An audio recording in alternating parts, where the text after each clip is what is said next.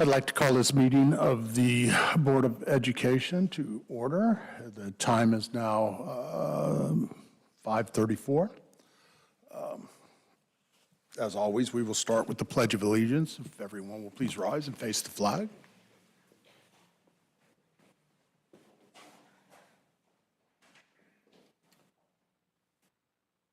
I pledge allegiance to the flag of the United States of America and to the republic for which it stands, one nation, under God, indivisible, with liberty and justice for all.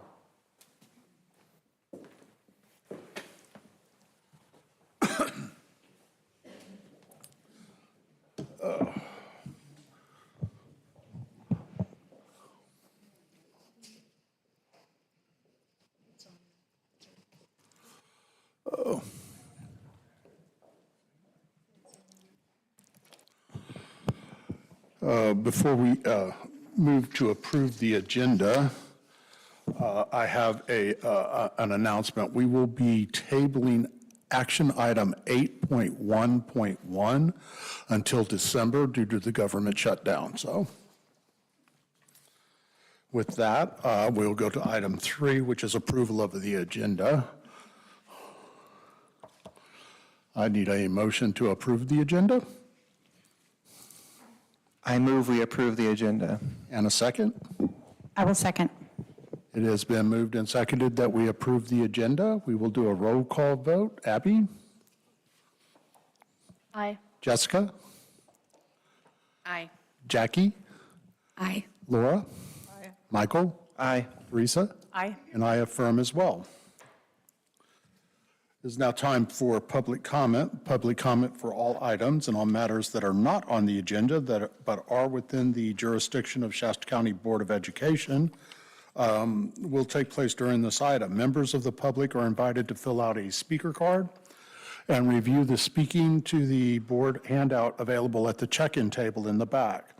A reminder, the board is not allowed by law to take action on matters not on the agenda. With that, our first speaker is Randy French.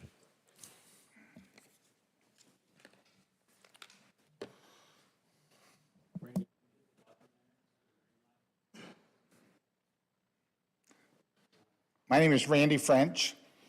My first paycheck from Shasta County Office of Education was in April of 1978. I was a substitute custodian at Enterprise High School. I went from there to Project City Elementary as a substitute custodian, worked at Nova 15 years as a custodian, and I was convinced by the teachers I should become a teacher. I went back to school in 1989, got my teaching credential, taught at Anderson High School 15 years, moved to Oakview High School, the independent study high school, retired in 2022, and I have drew my last paycheck, but not the last one I'm going to get from you guys, Monday of this week.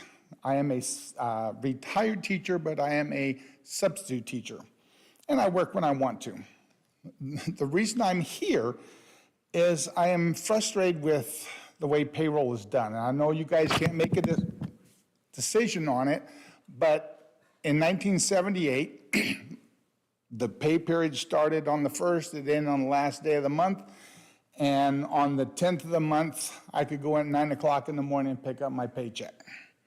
Go deposit in the bank, and everything was good.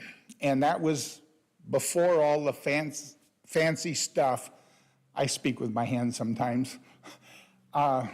Before all the fancy stuff that the district county has for money. Well, I know that you can move money from one account to the other, but I can't get my check until 3 o'clock in the afternoon. They used to let me get it a little bit early with the promise that I didn't deposit. Well, there's a few people deposited their checks early, so now we don't get our check till 3 o'clock.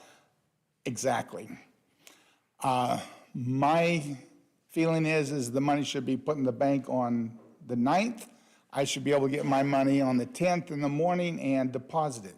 If I'm working, it's not a big deal because I work until 2:40, which I'm working at West Valley High School tomorrow and Friday till 2:40, subbing for Mr. Pixler. I forgot for a second. Anyway, I know you can't do anything about it, but I think, or today, but I think you guys should consider having it, because, you know, if I'm working at North Valley and it's a collaboration day and I'm done at 12:30, I live in, oh man, I live in Reading, and I don't want to hang around for 3 hours when I get done, or 2.5 hours. And so I have to drive home or go sit in the park for 2.5 hours and then go back to the district office to pick up my paycheck. And I only sub for Anderson High School District because I retired there and they pay a little extra for us retired teachers. Time's up. So thank you for considering it, and I hope to get my check early next month. Thank you, Mr. French. Keep those stories to yourself.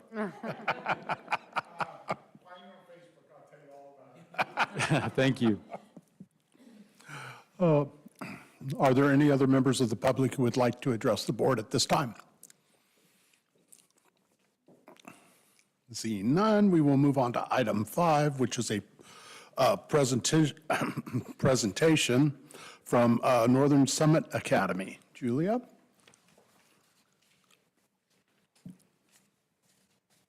Okay.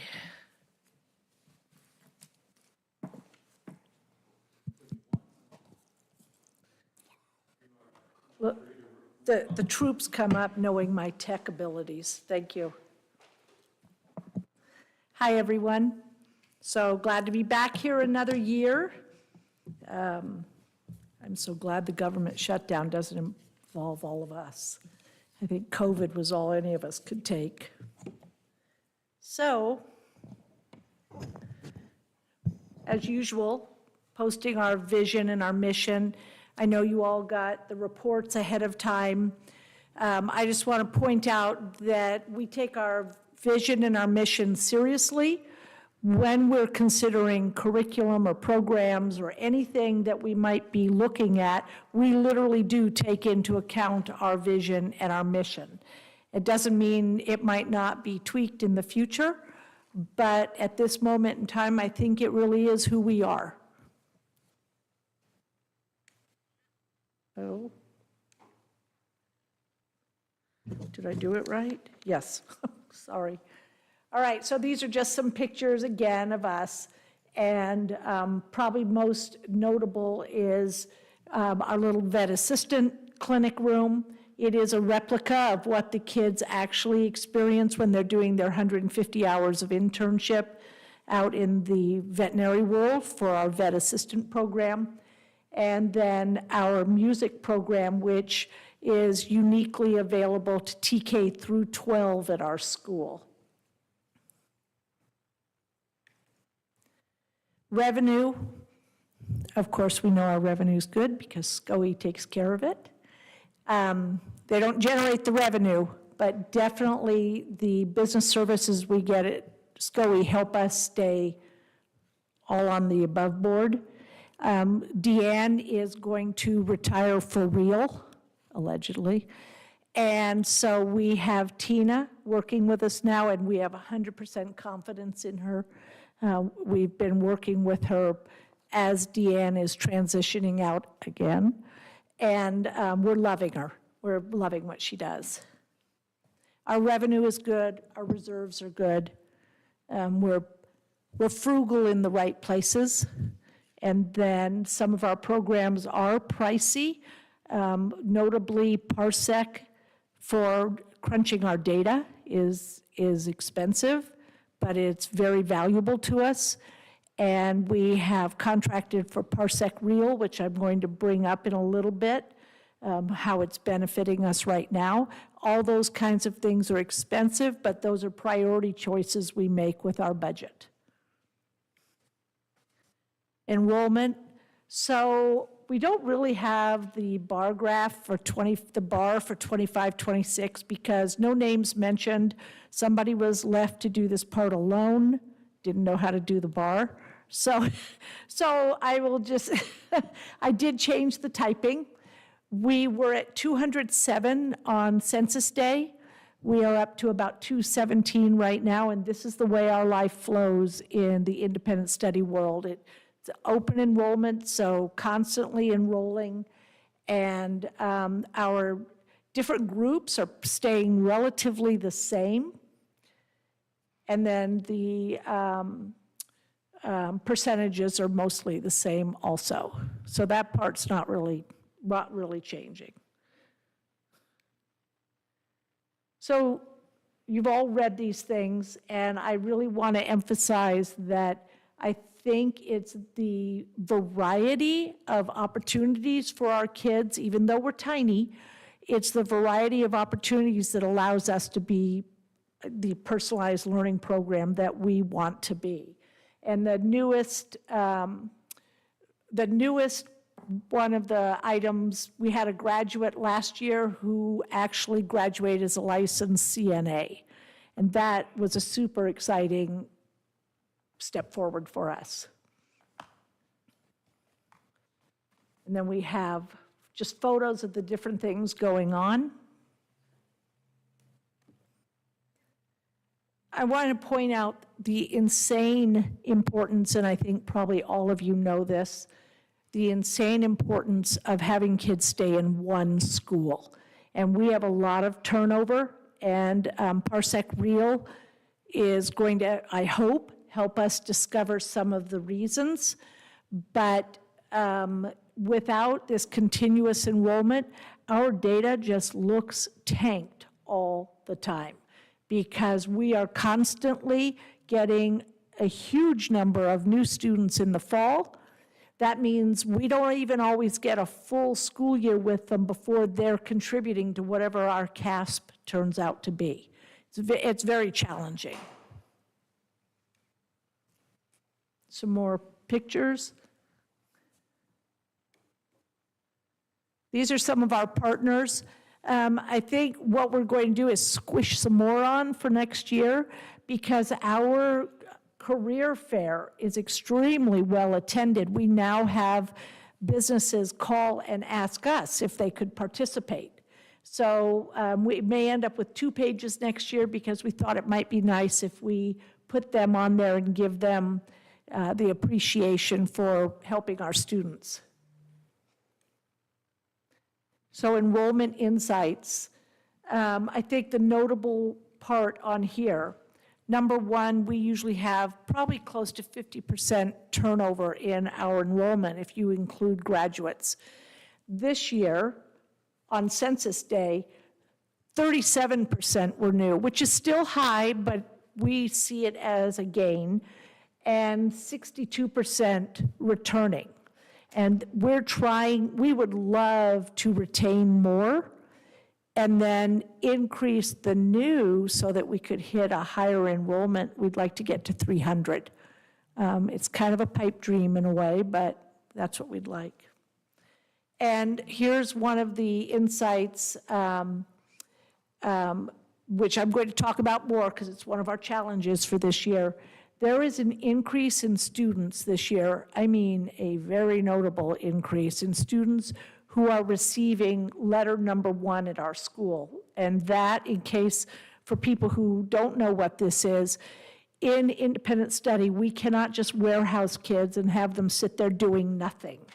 So if our independent study policy, board adopted policy, mimics the dashboard, the 90%, so that we don't drift into attendance problems. If a student doesn't do 90% of his or her work in a week, they get a letter number 1.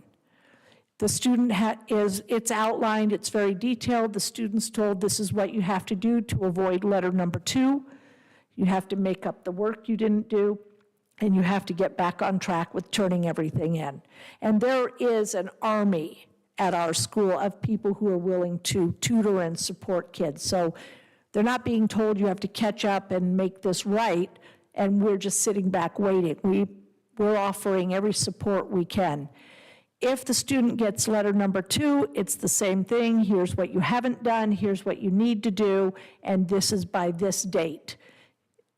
Letter number 3, they are referred back to the district of residence. And that is honestly, I've been doing this for 47 years, and I really like, I don't like that maybe they're going to go somewhere else and just fail, but I really like that they can't just take advantage of an independent study program, sit home on YouTube, and nobody's paying attention, that they're actually not being educated. So our goal always with this is letter number 1 is hopefully a wake-up call. Do you like the freedoms that independent study brings? Do you like this kind of program? Okay, there's no free lunch, let's step it up. That's what we hope letter number 1 will be. This is preliminary CASP scores, and the reason it's preliminary is because when Parsec pulled data for us, we wanted certain breakdowns that if they used just the dashboard, that we couldn't get the discretion that they were able to pull. So our scores are not actually super shiny, and we just keep plugging away at everything we can. With the huge turnover, it's very hard to affect this change, even though we definitely want to, and we're definitely always looking for ways to improve our intervention and support our students. And this is about the contiguous enrollment. So if you look, all students are on the far left, and then we come into kids who have been with us for their first year, and then the second year, and you can see there are changes in their performance. And to be honest, yes, I think our program is fantastic for certain students, works really well, but any child who stays in one school over multiple years is probably going to do better than whatever change there is for that child. The school is important, that it's the right fit, but so is the continuity of just being settled. Julia, can I stop you real quick? Sure. So for the board, included in the agenda item is kind of a decoder ring for acronyms. Oh, I'm sorry. That's okay. DFS is distance from standard. And so as we see acronyms on the slides, you do have some additional information there to help you. Yeah, if I put anything up there and you need further clarification, I have no problem with stopping.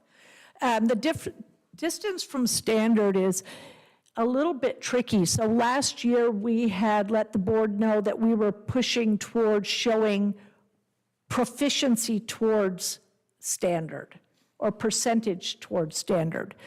And Parsec is still refining that and fine-tuning it so that we can see. So for instance, if little Johnny is 50 points distance from standard, in other words, below the bottom of that standard line, the next year, if little Johnny is 50 points below standard at the next grade level, there's honestly no relationship. So this is harder to glean progress out of. And that's why we're working with Parsec so that we can take advantage of the work they're doing to show that if little Johnny was 50 points below standard in 4th grade, now he's 50 points below standard in 5th grade. What does that really mean? Is he actually closer to being at grade level if we look at all the points in a different setting? Does that make sense? All right. Do stop me if you have questions. And then this is math. And our math teachers have worked so darn hard. They've gone to so many trainings with SCOE and even the summer computer and math sessions where they went to Anaheim and Santa Cruz, and they're all over the place. And it's just so tough. It's very tough. And one of the identified issues, we have several that we focus on in the afternoon interventions. One is the students do not have math fact fluency. And that's kind of like still being at the decoding stage, but you're in a 4th grade social science book. So if they don't have math fact fluency, everything is slowed down and everything's a stumbling block. The other thing is they don't have a sense of place value. And we're working really hard on that in intervention. I don't know why, but we use money. I mean, money's the best place value ever, and that's just a tough one for them. But then we are in a world of Venmo and debit cards, and I mean, all these kids have these things too. They all have Venmos. So that might be contributing.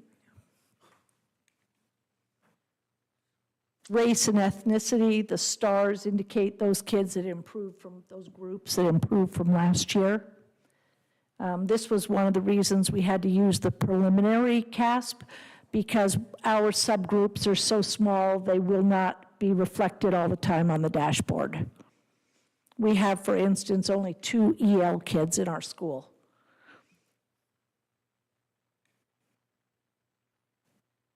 And here's some more groups.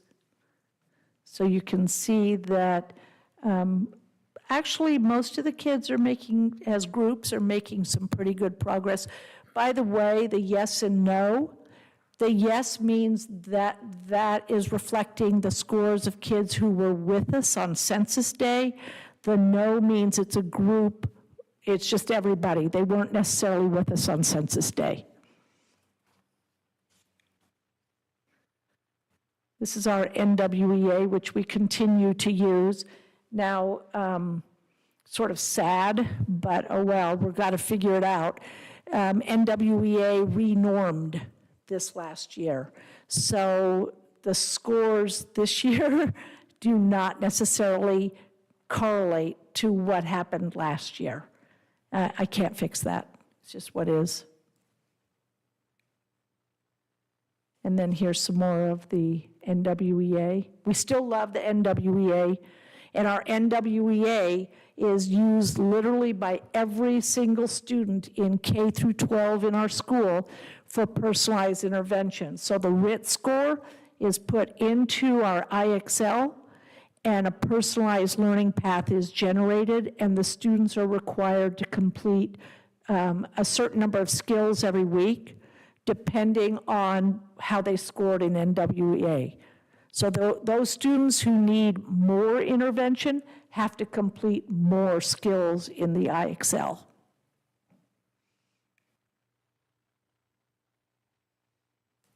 And this is just the percentages for last year of growth.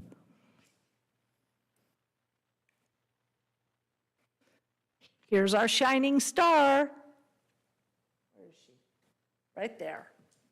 College Career Coordinator. So I know in the report we wanted to see what were some notable improvements.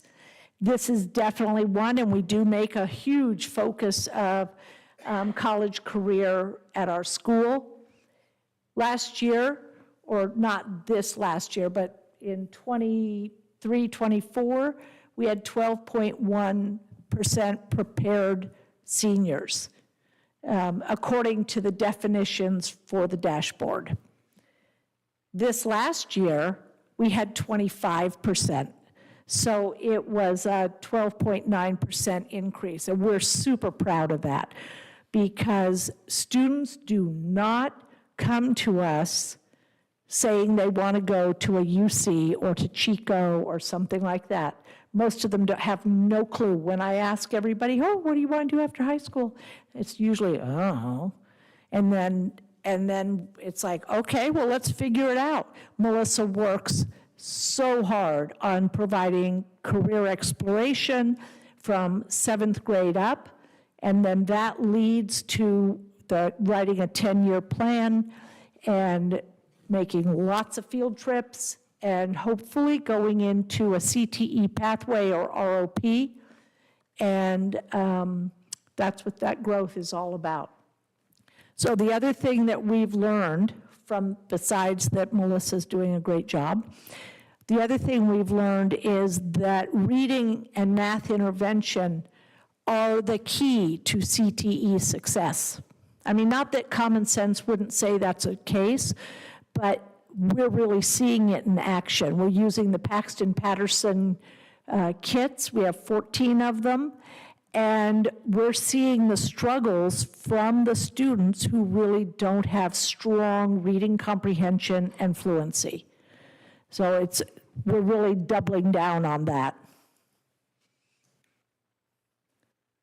This is from Air Reading, which some of you might know about Ignite, and it's a similar program. It's been very successful. We're now using it for K through 3 and for students who need more intervention than Read Naturally or some of the other things that we're using. It's very phonics heavy, very science of reading. And so the kids access this online. A lot of them are in the center when they're involved, but we do have independent study students at home who are accessing the Air Reading. You can see, this is a fairly short window, and you can see the increases. Air Reading is awesome about documenting and keeping track of what's going on.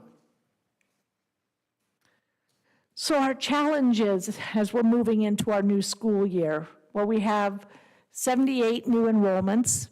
That's a lot when you're only at 217 today. And then many of the students continue to enroll in large credit deficient states.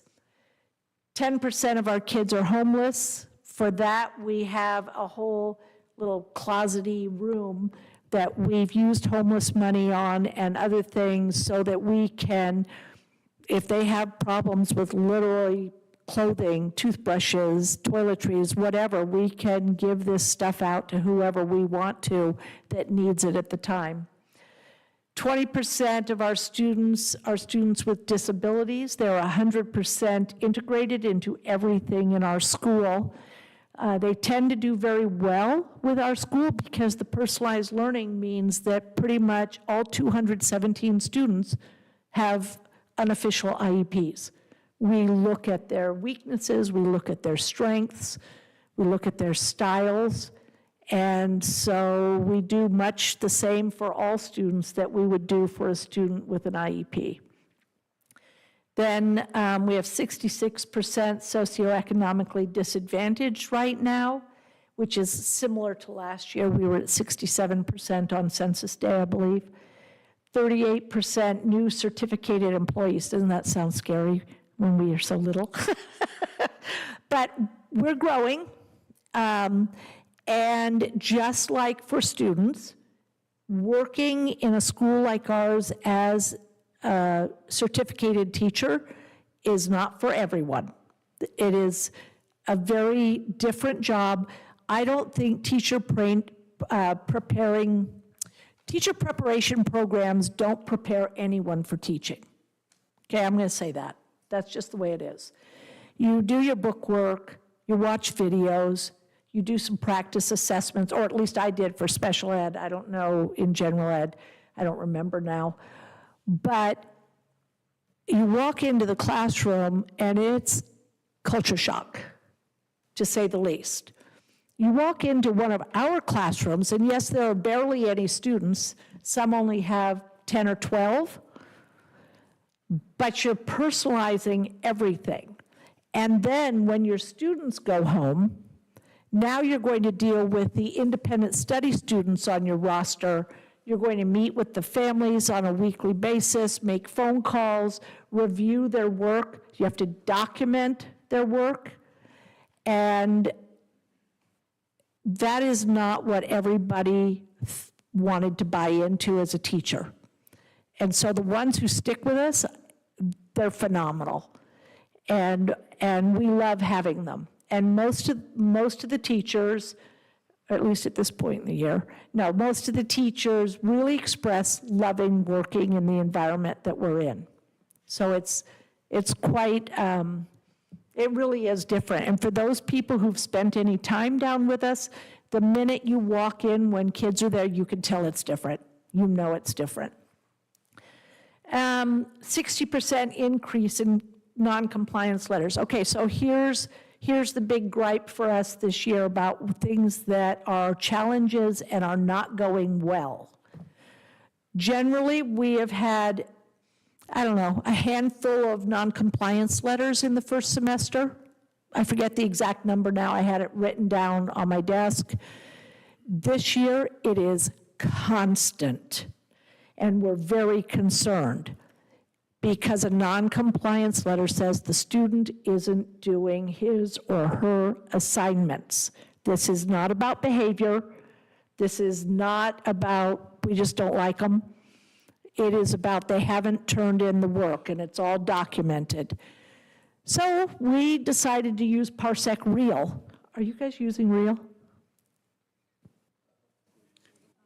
We're using Real in our community school. Oh, okay. So with Parsec Real, I sent out a bunch of questions about 10 days ago, asking in different formats about the barriers to getting the work done. I said in the little beginning blurb, we've observed this problem with a large increase in students not completing their assignments, and went through a series of questions to try and find out if we can identify what the barriers are. So, the biggest barrier that has been expressed, and I am going to send out another reel for clarification, even though I'm not sure this needs clarifying. Social media, time playing outside, refusing to do work, sports, errands with the family, and general family time. So from our perspective, our little world, we don't give so much work that they can't get through it in a day. And I can testify to that because my own children graduated from a program like this.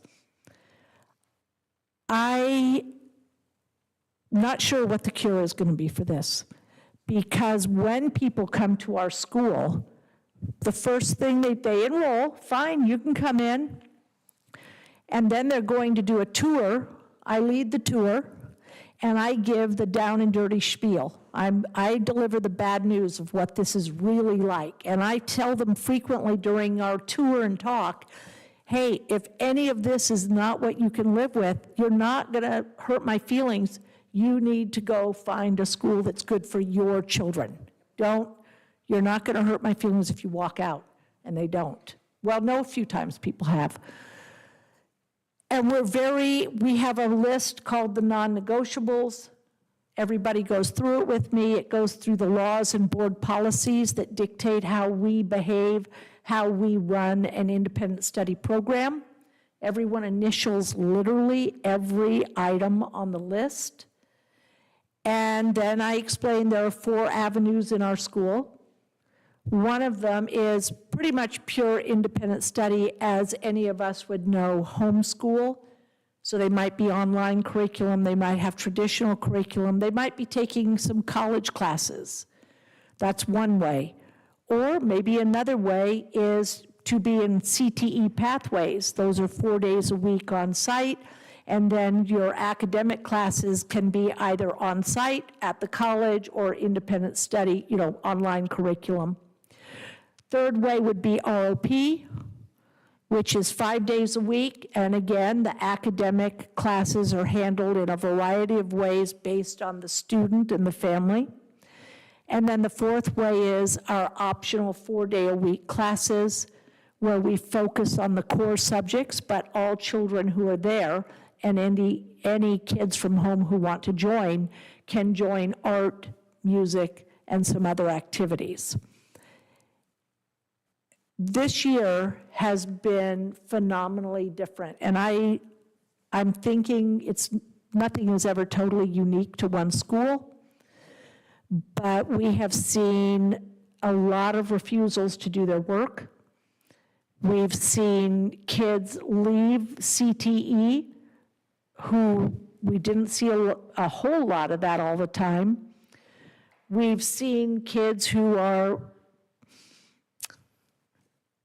insolent at best. And so we're looking for what we can do about that. I don't know what to say about that. I honestly at this point, but we are going to use the Parsec Real, as a way to try and solicit information, as well as bring the parents on board to help us solve this problem. So that's the big challenge right now, because we have had a lot of letters, and we don't usually give letter number 3 and see kids referred back to the School of Residence very much. We are seeing a lot going back to their schools. And so, we contract with SARB because it's important to all of us here that these students be in school somewhere, but even SARB is overwhelmed. And so there are limitations with what they can do. It's just been really crazy, really crazy. So if any of you ever have any ideas, come on down and share them, because we're really trying to solve this problem. And I don't think I could be much more transparent than I am at the tours. And I've asked various people to sit in and listen to me, including our board president, to tell me if I'm missing the mark somewhere. And everyone says, I don't know what else you could say. Because to tell you the truth, this summer I did join the We Do Not Care Club on Facebook. And I really don't care if they go to another school if that's where their kids will be served. I really don't care. What I want is the kids in our school to get a strong education. And that's all we can handle. So this is us addressing our challenges. Intervention, we're dedicated to intervention. Happens 4 afternoons a week in our school. We're trying to keep building the engaging extracurricular activities. We do field trips. The teachers are welcome to do academically relevant field trips anytime they want to. The career and exploration and makerspace activities, we're about to bring on a new employee who's going to be very involved in that area and pumping up our information technology. And then Melissa provides the personalized college and career guidance. She will meet with every high school student, but focusing on juniors and seniors. We have Shasta College come in once or twice a year. The kids go out to Shasta College, keep that relationship going. We're, of course, always using grade level standards curriculum. Science of reading instruction in the primary grades, and then we keep hammering away at our outreach. So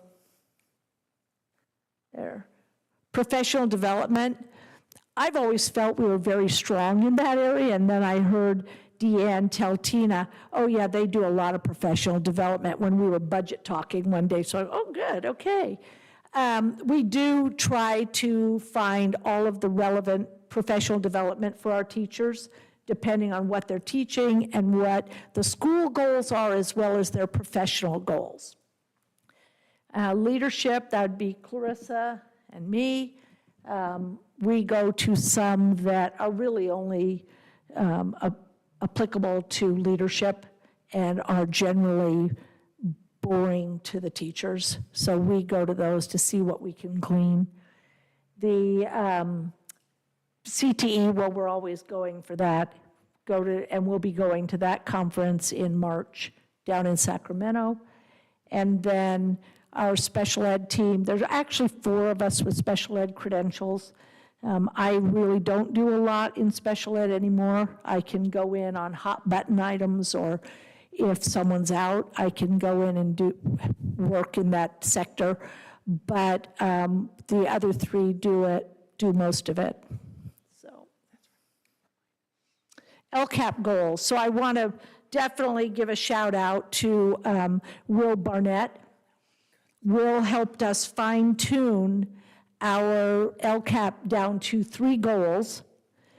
Put all of the actions are the same, but organized them nicely and made sure all of the state priorities are addressed.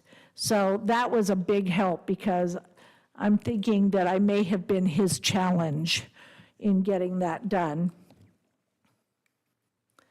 There are 3 goals, and they're also in your report that I sent over.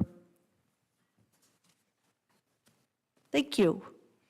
So, I don't want to get crying.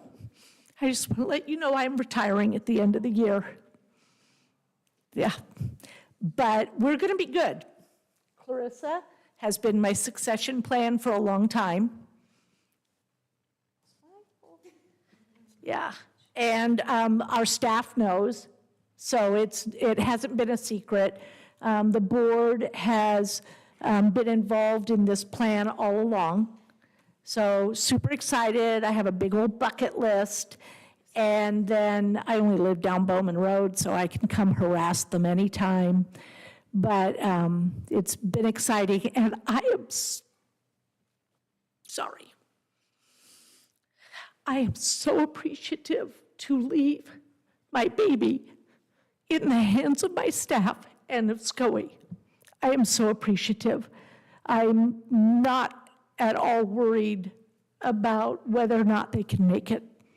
And SCOE has been tremendous in supporting us, so thank you. Hold on. Jessica? Sorry. Sorry about that. I was told not to touch this a certain way, so I'm trying to figure it out. Oh, I can't help you. Can you hear me? Okay. I just had some questions. Yeah. One of the first things you said was that we should remember the insane importance of students staying in one school.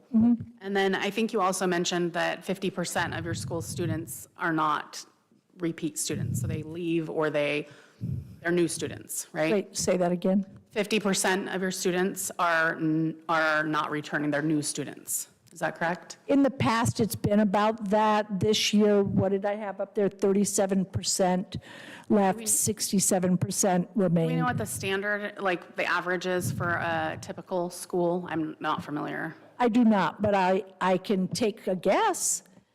So, charter schools started in California in 1990. And in the beginning, they were extremely grassroots.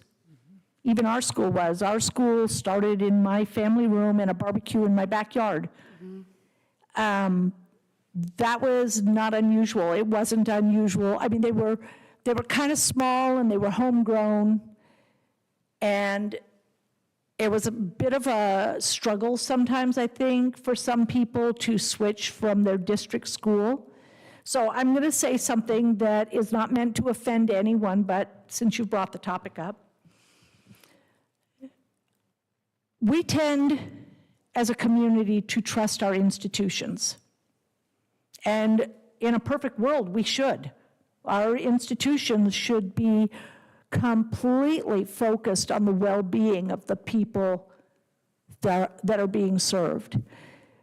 What we see when students come to us, and this is not unusual in the charter world, is that students have been often failing for many years in their district schools. Now, this is not trying to cut the district schools off at the knees by any means.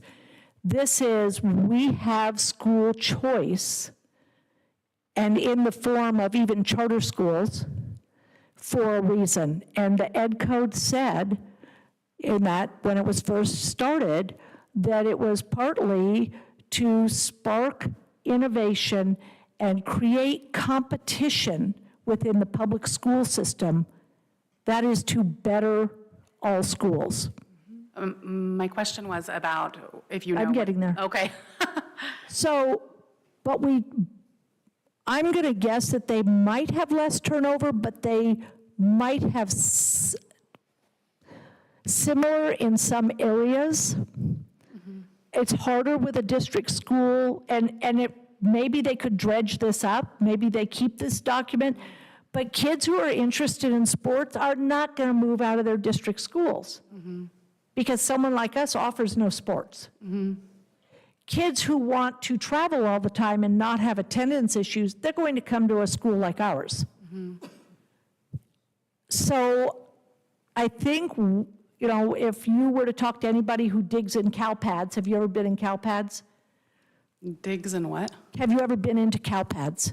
Cow pads? Cow pads. Cow No, pads? I'd I'm like, say- cow I pads, take what? that as a no. No, I have no idea what cow pads is. Cow pads is okay too, cow patties. I know. So, I have been in cow pads, so. not in cow pads. So CalPADS is where we have the complete history of what all public school children in K-12 have done. We have kids who bounce back and forth between us and the district, or they bounce around to multiple charter schools. There are just some situations where that's going on.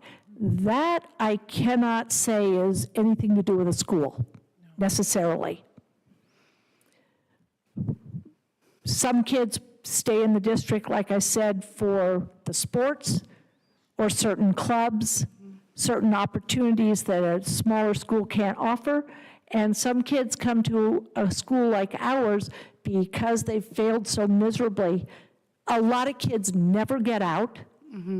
I don't know does anyone know what the dropout rate at any of the district schools is? Like one of the high schools? Very small at Foothill. My kids go to Foothill. Yeah, so Shasta, I don't know if they divide it down to Foothill, but we had one dropout last year.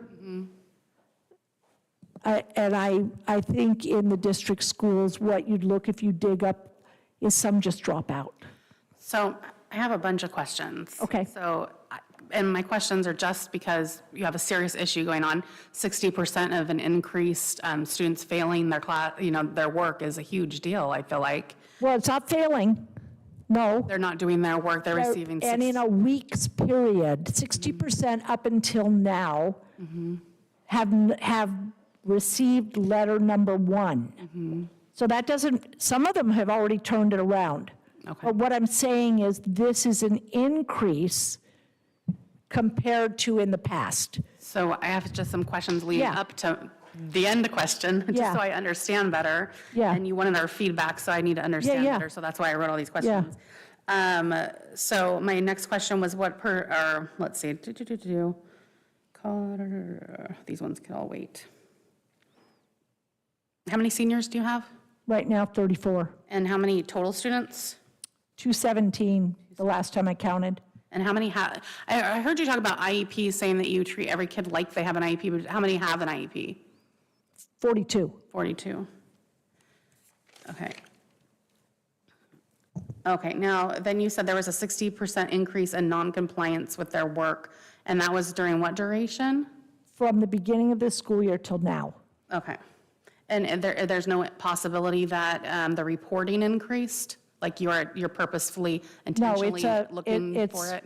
It's been board adopted, no, this is how we run the school, Okay, based on board policy and law.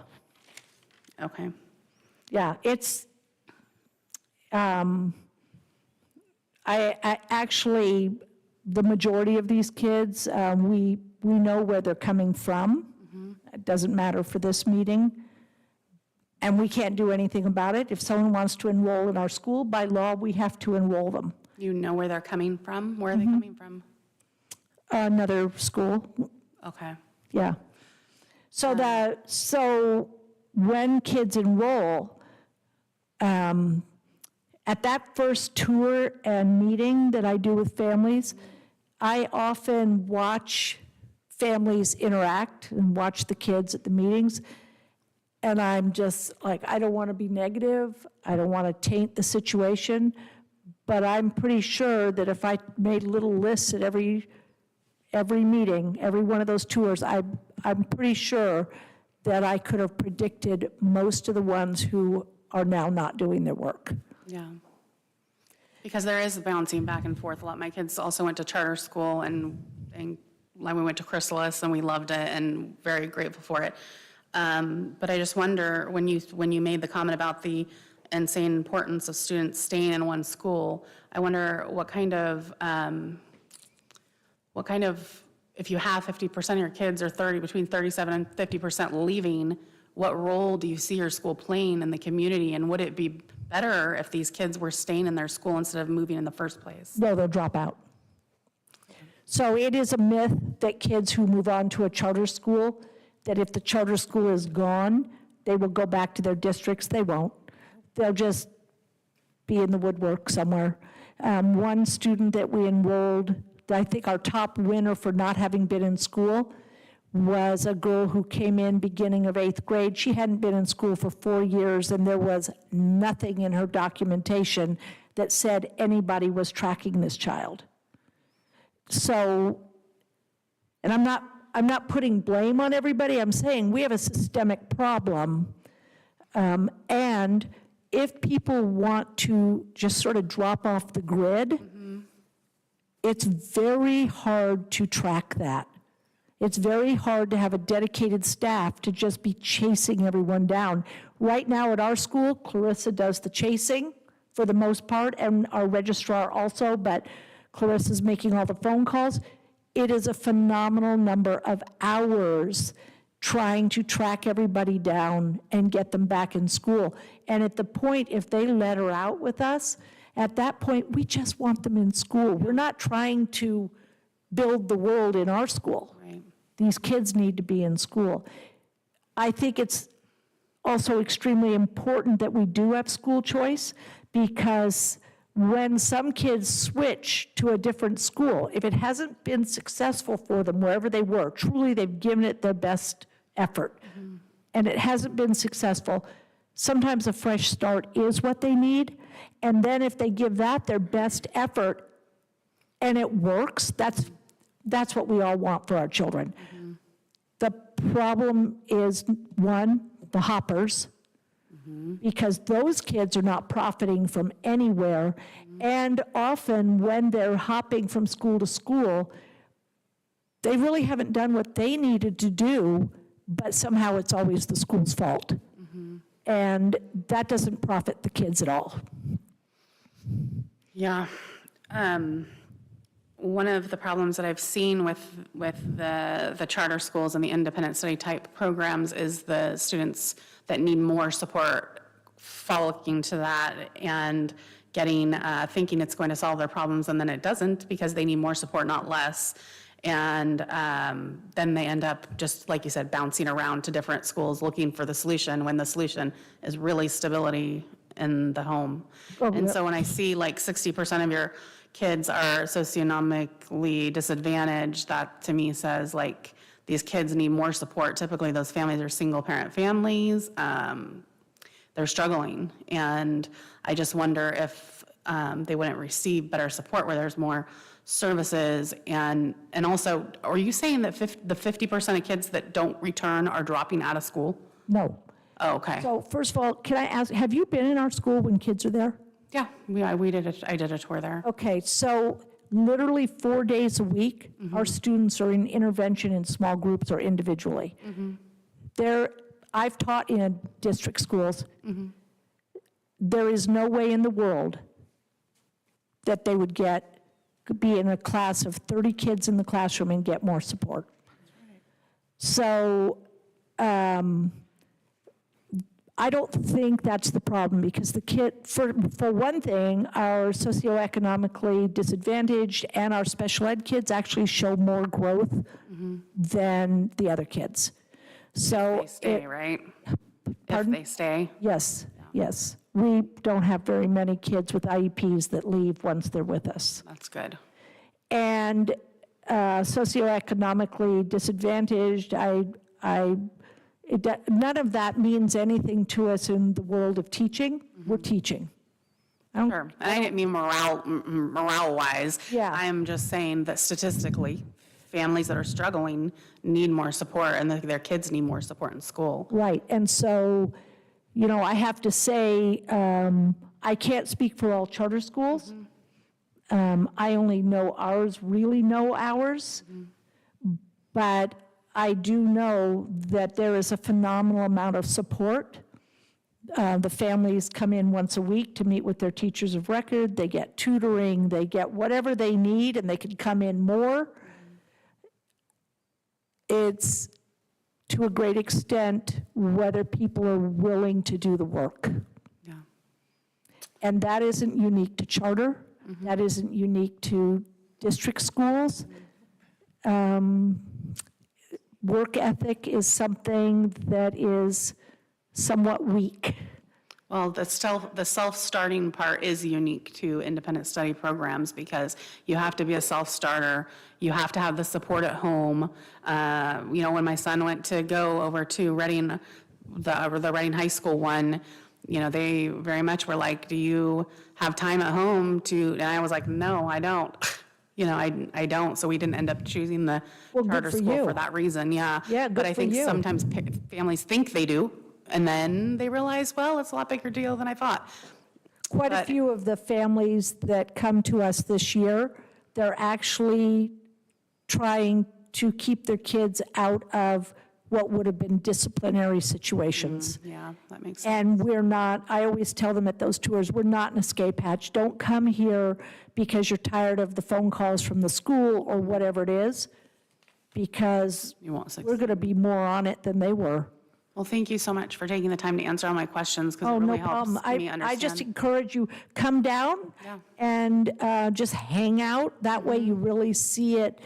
When the kids see a tour coming through, which I do take tours through, there will always be some that kind of straighten their backs and go, oh, she's showing us off. Not the eighth graders. Yeah, no, they could be pretty. No, this year's eighth grade crop are really cute. They're That's nice. good. But if you come down and they just ignore you as a fixture, then you'll see it. Yeah, I enjoyed my time there. We actually considered it for one of my children, and I thought it was a great school. I'm just concerned about what's happening and hoping that Oh, we can we're help you. concerned too. That's why we're trying to reach out and find some answers. Great, thank you. Yeah, thanks. Teresa? I think you answered my question. Oh. Because I was actually wondering, when do you contact the parents to say, hey, things aren't going well? Oh, constantly. Yeah, so. Oh, it's not just a letter in the mail, no. Yeah, no, I kind of, you answered that question, because it's, but, coming from the background of being a teenage night-year high school dropout, I would have loved to have had the opportunity to go to Northern Summit during my school years. I We would have didn't have that gobbled it up myself. Yeah, we didn't have that option. No. So, and I've been to your school a few times, and I love it. I love it. Yeah. I love the fact that there's that change, especially for kids that don't learn in a typical normal setting. Mm-hmm. So, And some kids do learn beautifully in their district schools. oh yeah, but not every kid learns the same. So, thank you. Thank you. Is that it? Michael? I just had a quick question. What Yeah. are your, which math curriculum do you use? Right now, we're using a program in the K-8 called Standards Plus. We chose that, it's 100% pinned to the grade level standards. And we can even pull out the power standards so that we know which ones we need to really shore up and support by scaffolding up. The thing we like about Standards Plus, almost no one's heard of it. It's not something you'd see in a district normally. We like it because we're personalized learning. The teacher teaches the day's increment, the standard, and then there's enough time left in a math period for the teacher to use professional judgment about reteaching or spiral review or whatever she or he needs to do.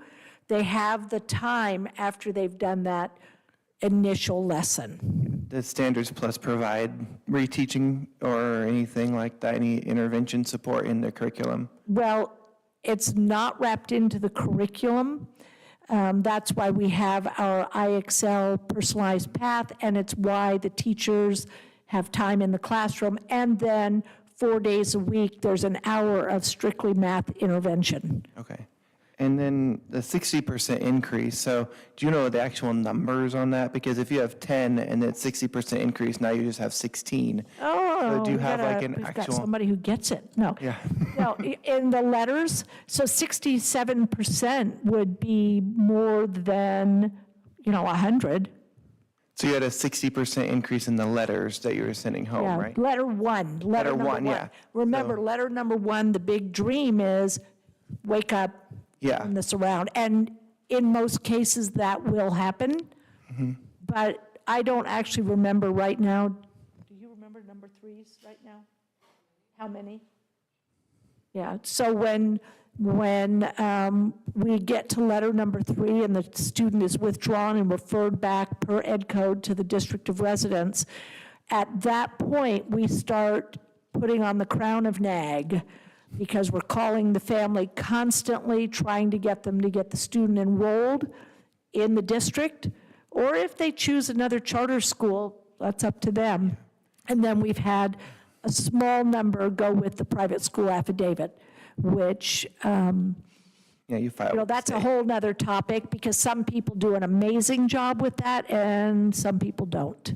Yeah, yeah. And then do you know, are these, the letter number 1, are they IEP? You said the IEP students don't leave, are they Rarely. the homeless population? I don't think we've Like- had any IEP kid get a letter, have we? I don't think so, Okay, ever. Do you know which populations that increase is happening, or is it just happening across the board? It's across the board, but it's not the kids with IEPs. They actually really thrive in our school. Okay, thank you. Yeah. Is that it? Anybody else? Jackie. Hi, Julia. Hi. I figured you wouldn't be doing what you're doing that much longer. You've been doing it for a long time, and I just wanted to thank you for what you've built. You're a treasure in our community. Oh, thanks. Really, as many people complain about public education, I wish they could see the things that you and Clarissa and the rest of your people are doing there. It's nearly impossible to augment a home life that doesn't have any structure or support. Yeah. And so here we are. But I want to thank you for your years of commitment to find a way and to do it. Oh, if I don't, my family will kill me. But No, thank you. seriously, my Thank you daughter's for thinking building outside the bucket box. list. Thank you. Yeah, I think the community school movement and everything, we use the Community Connect a lot for our families. The distress that's happening for many families is not to be underestimated. And there are so many things, we're not the parents, and we're not trying to usurp parent control or their autonomy. We've got our hands full trying to do us, but the parents need a lot of help and support. We live in a very difficult world now, very difficult. I mean, I wish it was as easy as when I was a kid. So I think SCOE recognizes that and is supporting the community in many ways. And that's really great. So thanks. Mr. Freeman. Yeah, if I could just share 2 points. I echo Jackie. I appreciate the opportunities that we've had to work together. I thank you for the work that you've done with Clarissa in transition. I commend you for your heart, for the kids that you serve. I think we have sat here and we have heard from the members of your community how you have built a place to meet the needs of students that are struggling. I also want to offer any supports that we can provide. I want to acknowledge Nate Fairchild is here with us, and thank you, Nate, for the support that you provide. I thought you were sick. And I also want to just provide some context. You have done a great job of painting a picture of the challenges that your students present, the willingness of your staff to find a way. In the context of like, when you look at like, for example, your math performance, if you were to look at other alternative education programs in the county for comparison, you are in that realm of, because of the students, because of the nature of the students that you are working with, that compares very well with that group. And so just for context, yes, do we want it to be better? Everybody wants it to be better. You're losing sleep over trying to make it better. And I just thank you for the career that you've had. Finish strong. We're not done, right? Nope. Going, running through the tape. And thank you for the work that you and your staff do with the students and families that you work with. I appreciate that. And, you know, in context of being comparable to other charter schools like us, And at any charter school meeting or conference that we go to, these are topics that are big. I mean, the other charter schools are saying, what more can we do? I think just common sense helps us understand that people don't usually leave something where things are going well for them. It could be all perception. Perception is powerful. So it's kind of like the gold rush.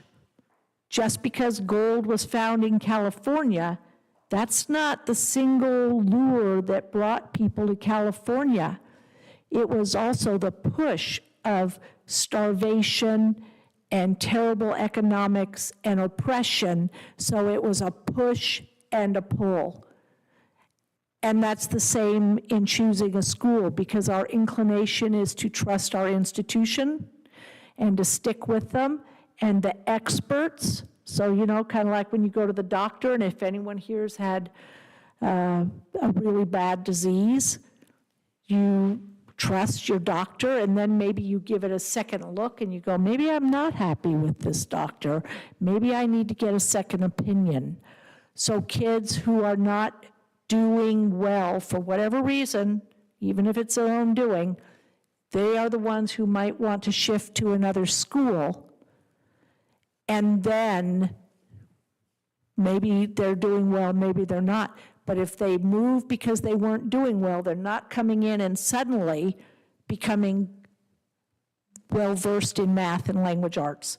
They're coming in with problems. And so that's just the nature of the beast. And we're kind of used to it.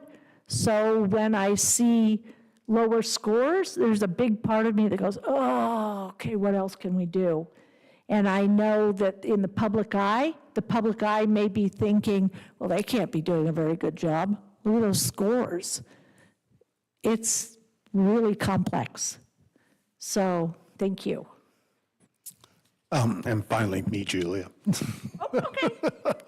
First, I want to congratulate you on your coming retirement. Thank you. Okay, the past 6 years have been very informative for me. I've learned a lot from listening to your reports. Oh, thanks. Northern Summit Academy fills a niche that's extremely important because of the student population that you serve. When you're bringing in students who are credit deficit, who are 1, 2, 3 years behind in their education, and you're working them to graduate on a timely basis, that's an incredible challenge, okay? And so, I mean, we understand the issues that you face. Oh, I know you do, and I appreciate that. And I want you to understand that this board supports you because those are the students that we most need to serve. And so thank you for what you've been doing. Thank you. I'm really looking forward to your new administration, if I don't see you again before the end of the year. Thank you. It's been a pleasure to know you. Thanks. Do I turn this off?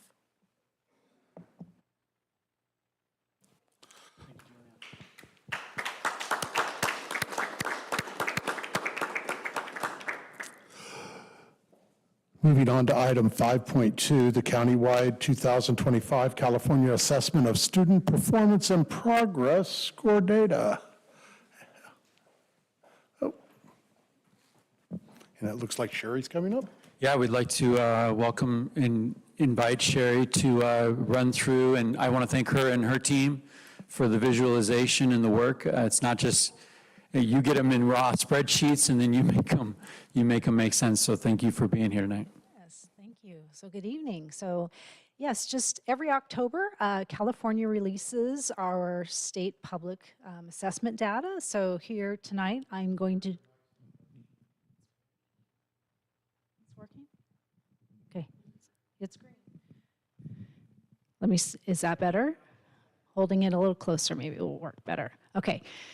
So tonight I'm going to start with our English language arts data and share with you what that looks like over time in comparison to California. So all of the data will also be able to be comparable to how our state did relative to our county.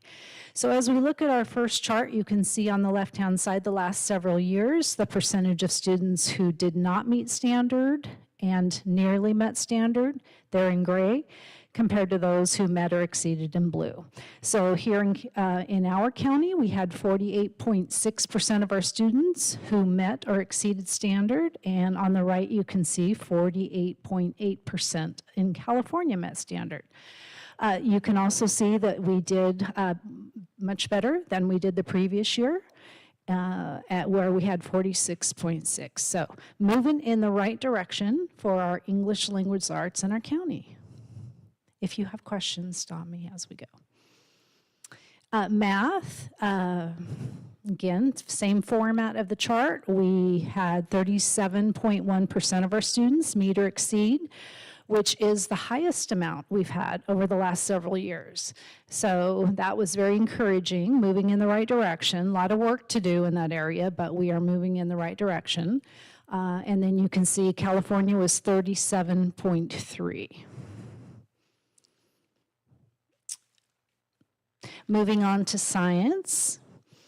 Again, very encouraging, moving in the right direction. We had 35.7% of our students in our county who met or exceeded standard, which was the highest amount we've had in the last 5 years.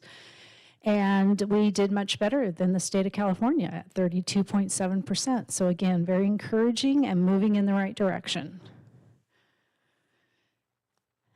So we heard a little bit earlier when Julia was speaking about difference from standard. So this is just a 10-year glance of the difference from standard, which is a different metric, different students, but it just shows what that trajectory has looked like. And we, again, are moving closer to standard. So standard would be represented by the orange line, and we want to be moving closer to and then above. So we are definitely moving in the right direction, made a significant move from where we were over the last 3 years. And the same look with math. So not as big of a movement there, but again, just that 10-year glance at how our county has moved as it pertains to just difference from standard. So those are the overview charts showing ELA, math, and science, and we'll dig in now to the student group level data so we can see how the performance looks of each of our student groups. So again, same look over several years, and our socioeconomically disadvantaged group, which is our largest group, one of our largest groups, again, making significant movement in the right direction, and we had more students over the last 5 years meet standard, as you can see.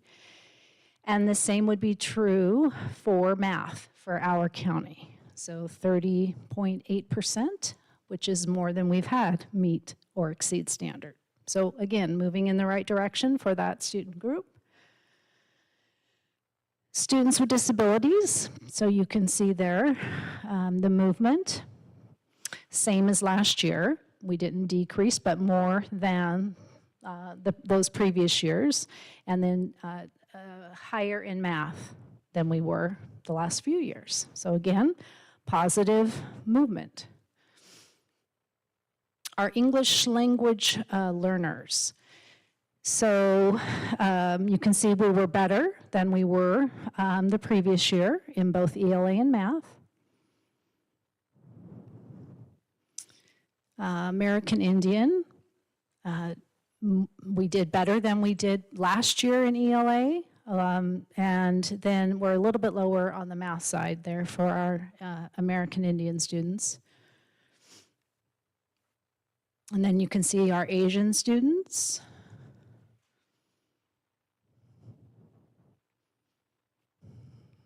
Not wanting to move here. There we go. African American. So again, moving in the right direction there.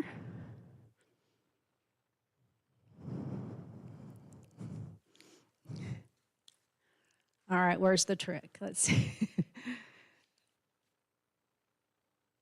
There we go. All right.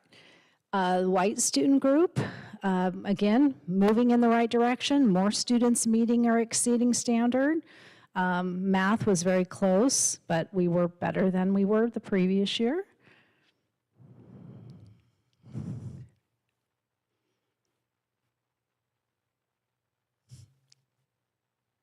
This battery is going.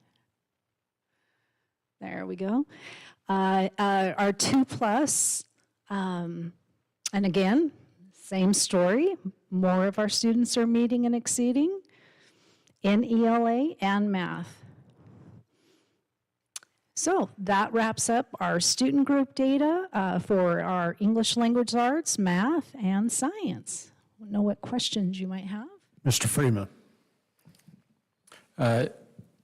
Could you speak to a little bit just the wave that we see? It looks like, Trend?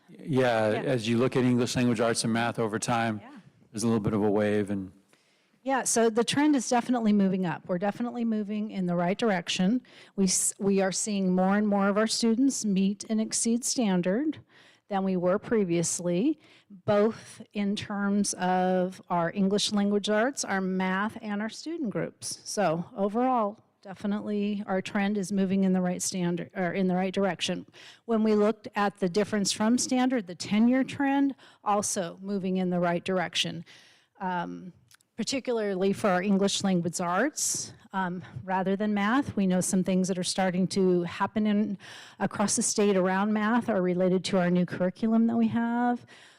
So lots of work going to be happening in math. We've been emphasizing a lot of work here in our county with English language arts and the science of reading, lots of professional development. So definitely moving more so in English language arts than we were than math.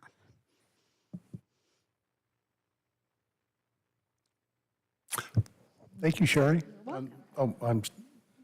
Okay, Teresa. Starting to get questions. Well, I've submitted one. Did it show up? Hasn't shown up yet. Okay, sorry. Just an observation, like, I do appreciate the idea that it's moving in the right direction, but I think like the headline would still be more than half our students aren't meeting the standards. So I think that's like a person that's in our community, I would look at it like, oh my gosh. Yes. But then I guess my question would be, if it is moving in the right direction, what's behind that? Well, why are we seeing that? Yeah, no, it's a great point. And that's why we always like to put us alongside California. So are we unique in that movement, or what is happening across our state? And we are very similar to what's happening in California. So yes, across the state, we have a lot of work to do.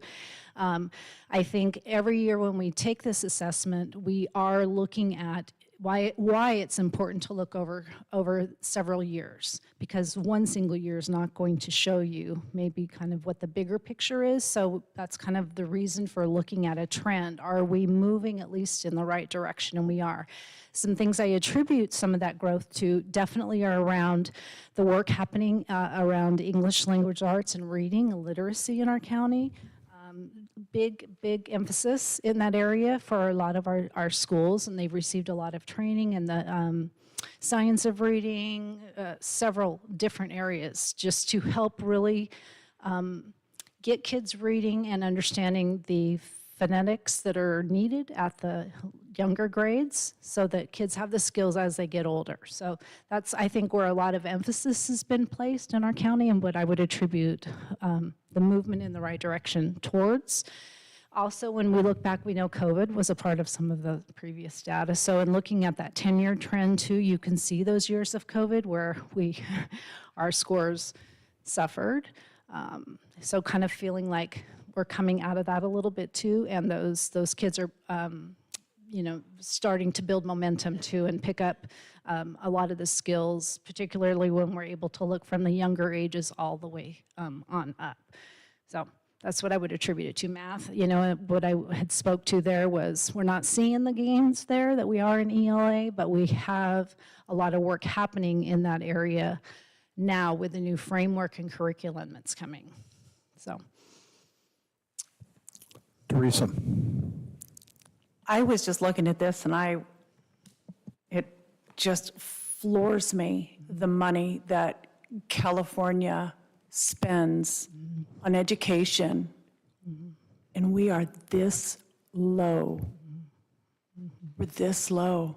I mean, we get a lot of money from the state of California, too. Why are we so low? Well, I think we're dealing with lots of things. We heard from Julia some of the struggles in families and at home situations. So trying to implement too supports for students, interventions for students. It's just multifaceted. I think it might need to start with teaching these kids how to parent, teaching parents how to parent. Because when you got these kids that are growing up in the socioeconomic, I hate that word, children learn what they live, and then they live what they learn. So what are they really learning? Yeah. I just was looking at all the money that's thrown at the education, and we're still kind of the joke of the United States, you know, the lowest in here. I mean, we're small. We're Shasta County. We should be better than that.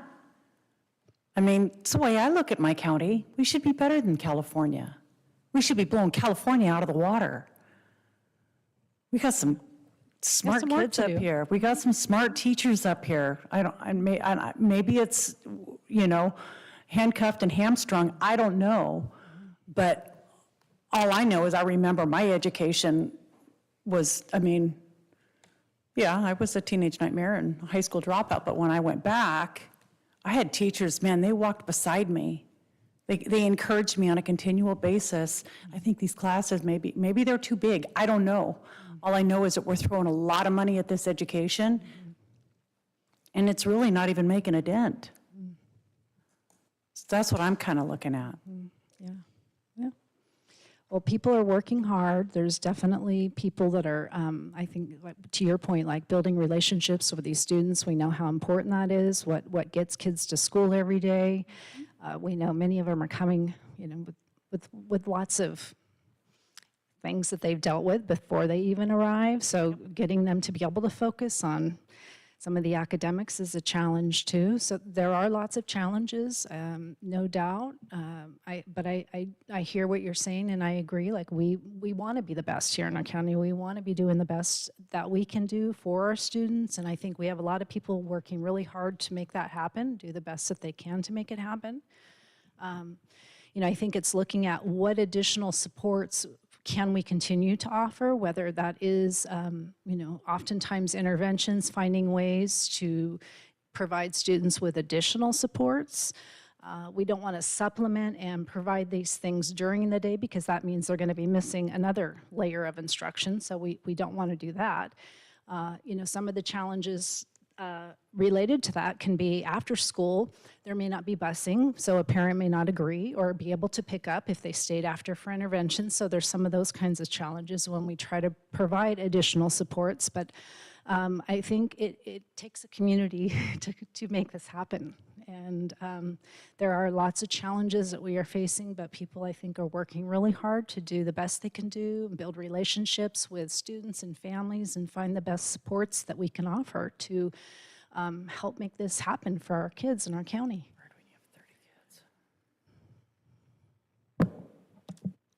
Author. Other questions? And thank you for providing this data. It was really good. I'm just trying to figure out how to use this thing. Yeah, so when I was looking at it, I was just wondering, we did compare ourselves to California, but I like competition and I like to see how other counties are doing it. And I was wondering if you could provide us with something like this, but showing what counties are leading the charge, you know, who's kicking some butt here at these levels, and what are the, you know, maybe what they're doing, we could follow in some of that. Yeah. But just to see what's out there. Yeah. Like, is someone really, like Laura was saying, is there someone out there that they're killing it and they're like 60% plus on math, English, and science, and maybe we could learn something from them. I don't know, but if you have a comparable data on that, I'd really appreciate it. Yeah, and I can so kind of by county across by our county. state, in which there is a dashboard that displays that. So we can definitely provide you with that. Okay. And there's also another tool that's referred to as similar schools dashboard. So a district could look for just what you said, a district with a similar population who maybe is doing really well, so that I could maybe go down and see what they're doing to make that happen. If it's a comparable population of students, and that allows districts to then, kind of sort through whether it's by English language arts, whether it's attendance. Yeah, that was beautiful. Yeah. Yep. Because we do that as a corporate-wide thing, and even though we have small hospitals in our chain and we have bigger hospitals, some people are just scoring really well, and Yeah. the culture and the way they do things is a little bit different because you can do things on a smaller level that you can't do at a big level, but Right. we can all learn from each other across the state. Absolutely, and I think we're notorious for that. Like, oh, how'd you get that to happen? Definitely things to learn from each other. Sorry, Chair, at the risk of being out of order, I just wanted to share out what we have on the screen is a CASP map for English language arts and math to authors' questions. So I am with you 100%, Teresa. Like, I am not okay. I'm not okay being at or above or below state average. I'm actually not okay with this, but it does put it in perspective that, so obviously we don't want light. We don't want light green. We don't want green. We want to be the darkest blue on the map, and we are the second. But that's still not amazing, right? I'm with you that a whole lot of effort, a whole lot of resources, a whole lot of energy is going into this. And while we are trending in a positive way, it's rather glacial, and I don't think anybody is okay with that. And I think that that's the work, right? That's the challenge. And how do we accelerate the learning? Sherry spoke to that. We're just getting to pre-pandemic, right? We weren't killing it before pandemic. We're just getting to pre-pandemic. And again, this is grades 3 through 11. So this is in the aggregate. There are pockets where we are seeing, and in our districts across the county, there are pockets of growth that are outliers. But I thank you, Sherry, for holding the mic and sharing those results. I don't think this is lighting anyone's hair on fire, like, look how amazing we are. I think this does provide some comfort in context, right? And we can always drill down, like, to some of your questions too. Like, this is just the overview. So what we do is we still continue to drill down in the data to get more specifics, right? We can drill down by grade level. We can drill down by claim. There's other layers of data to kind of continue to drill down. So just wanted to say, what we saw here was just that overview, but it doesn't paint the whole picture either. And to Mike's point, you will see where there are definitely good things happening that are stronger than others, and that's when we can go ask those questions of others, to learn what they're doing and learn from them. Jessica. Okay, Jackie. Okay. All right. Thank you. Sherry, thank you for your presentation. It's nice to have tools to work with again. Very well done, thank you. Moving on to item 6 on the agenda is the approval of the consent agenda. Consent agenda items are action items that are of a routine nature or items for which no discussion is anticipated and may be acted upon by a single vote. Board members may request that any item be removed and given individual consideration. Do any members of the board wish to pull an item or from the consent agenda? Then we need a motion to approve the consent agenda. Motion to approve? I'll second. It's been moved and seconded that we approve the consent agenda. We'll do a roll call vote. Teresa? Aye. Michael? Aye. Laura? Aye. Jackie? Aye. Jessica? Aye. Arthur? No. I'm sorry, I can't remember your name. Aye. Abby. Aye. Oh, Jacob, I am so sorry. Oh, and I approve as well. Oh, item 7 is information. The information items are items that are purely for an informational, and to inform the board of the items. Does anybody have any questions on the information items? Then we will move on to the action items. Action item 8.2 is to schedule our annual organizational meeting of the board per Board Pi Law 9100.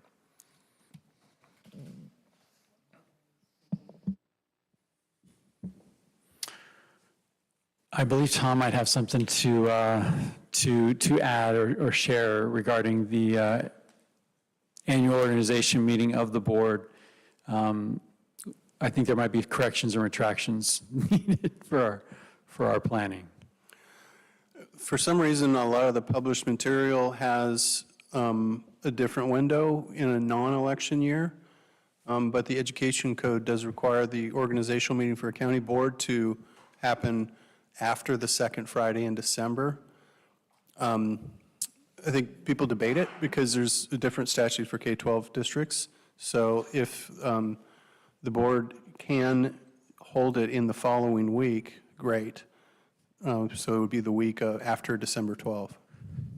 So I guess one question that I have is this a new development? Because our last non-election year, we did hold it on our second Wednesday and not the third. A lot of county boards are still doing it that way. I believe the legislature amended the statute 4 or 5 years ago, because I can see it got amended. And it was one of those routine, like, in the middle of a 400-page bill amendment. So I think that's where it came from. I think, if it's not workable, let's keep it on the 10th, but know that we need to consider adjusting it for future years. So I'm going to look to the board members and their calendars. I'll be gone on the 10th, 11th, and 12th. Can I ask a quick point of clarification? Are we asking about scheduling a special meeting for the board organization, or are we talking about completely rescheduling the December meeting because we have first interim due December 15th? And so pushing it back, it conflicts with our budget calendar where we need to get first interim approved. And so I just want to make sure that everybody also understands we have another pending deadline to the state of first interim budget approved by the December 15th deadline.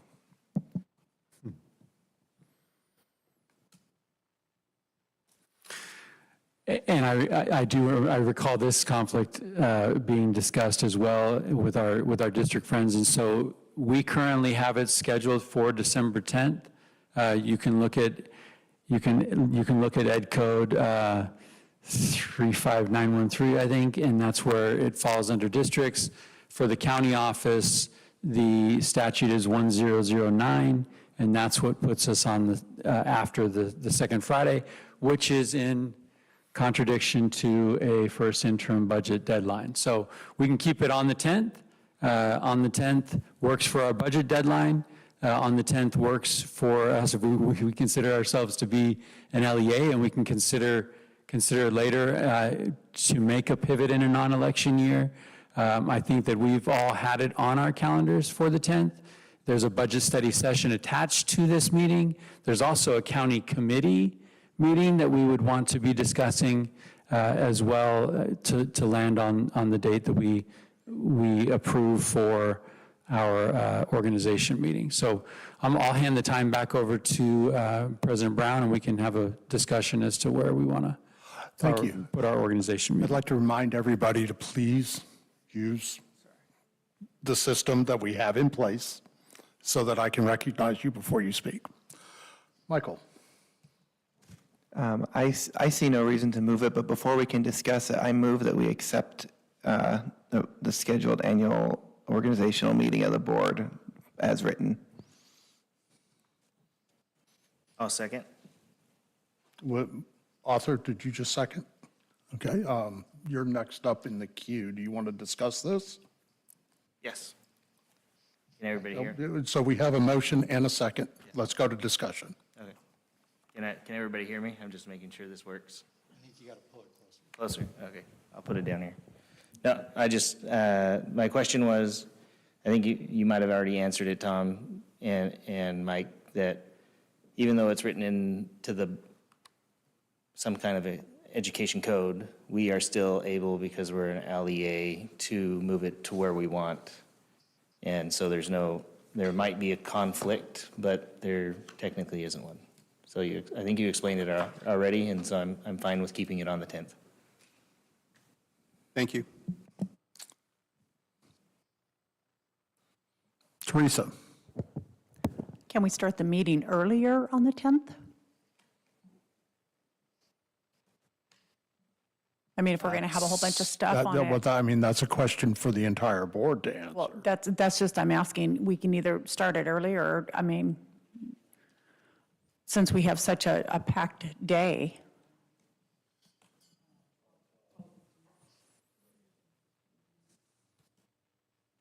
Mr. Freeman? So the current plan would be county committee at 3:30, budget study session at 4:30, and our general at 5:30. So it would be a eat your Wheaties kind of day, because the organizational meeting, the December agenda's pretty full. So maybe we actually bring the Wheaties and we have pizza in a back room somewhere hidden. Okay, Trying to- Jessica? Oh, sorry. I was just going to say what you said. Okay, go ahead. It looks like the time's up on the calendar, based on what Mike said. Nice. It says 12:15 county meeting, 12:30 budget study session. Yeah, I'm sorry, that needed to be updated. Correct, Jessica, we will need to update that. On our agenda packet, it says 3:30 county committee, 4:30 budget. And you'll find that in this agenda.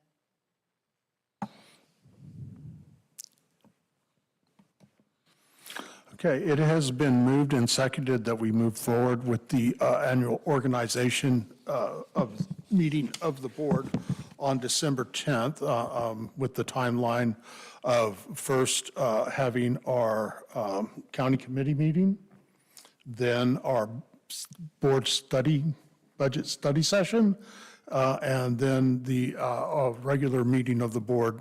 And the time to commence that would be 3:30, correct? It's been moved that we accept that, and we will proceed with a roll call vote. I'm sorry, Laura, do you have something to say? We're just trying to clarify, we're not voting on the whole schedule, we're just voting on the one setting the organizational meeting, if I'm understanding it correctly, the motion. That's the agenda item. What's that? That is the agenda item, the organization. Yes, you're correct. For the organizational meeting of the board at 5:30 is the agenda item, yes. Further discussion? Then we will proceed with the vote. Jackie? Aye. Laura? Aye. Michael? Aye. Teresa? Aye. Jessica? Aye. Arthur? Aye. Jacob? Aye. Abby? Aye. And I affirm as well. We'll now move on to item 9, student board member reports. Do either of you remember who went first last month? Oh, do you? Thank you, Carmen. Jacob, you get to go first.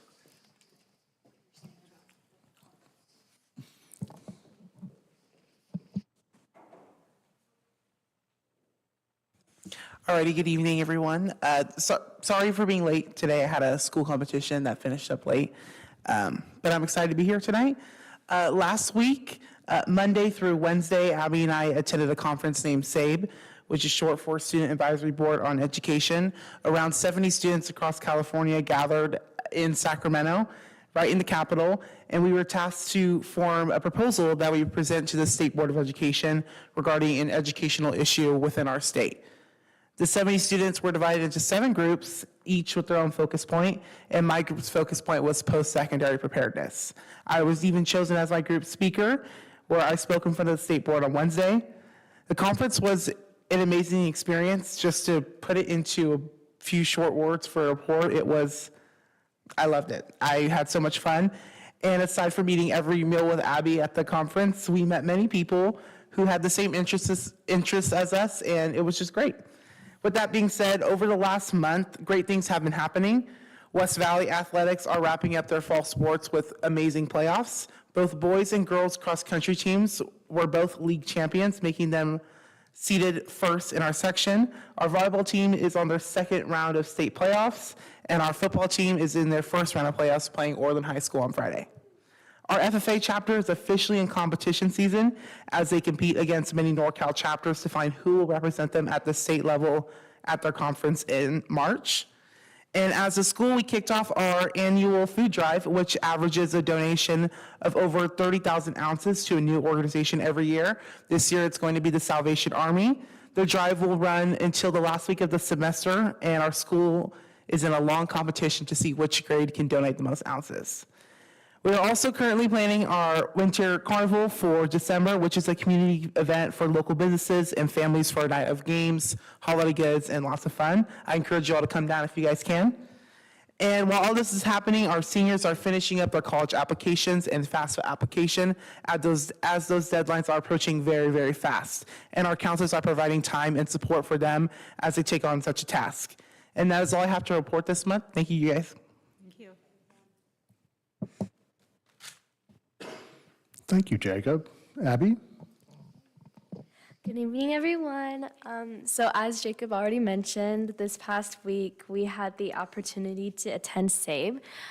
So this report is going to be mostly about what my experience there and like my takeaways. So as Jacob already mentioned, again, the conference we attended, SAVE, is organized by California Association of Student Councils, CASC, and it is a student-led organization that brings together delegates from all over California to discuss education policy and present reform proposals in front of the State Board of Education. It was a very inspiring and eye-opening experience for me, not just to learn about the policy side of education, but also just to meet students who are genuinely passionate about making a difference in their schools and community. So my group's topic this year was about civic education and student advocacy, which I found especially meaningful and pretty, I've personally connected with because I'm advocating for students on this position, right?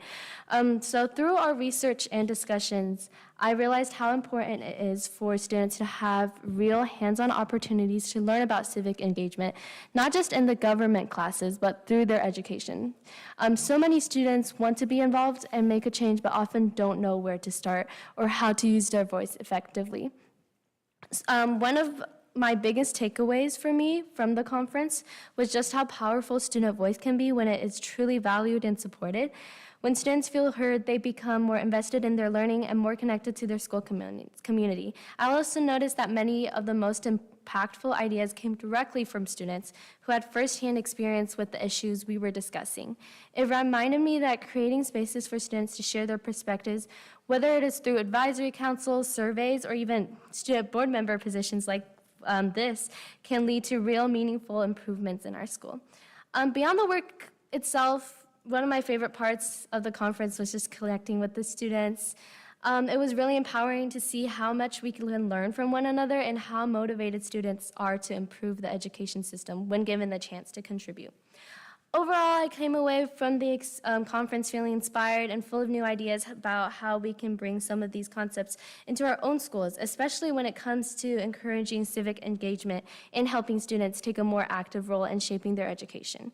It was such a meaningful experience, and I'm really grateful I had the chance to represent our county and bring back what I learned.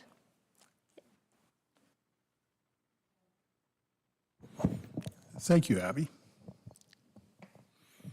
Comments from the board? Yes, Laura. I'm just really pleased that you both went to the conference, because every year the students don't always go. So I think that's a good reflection on the two of you, that you cared enough to go and that you got a lot out of it.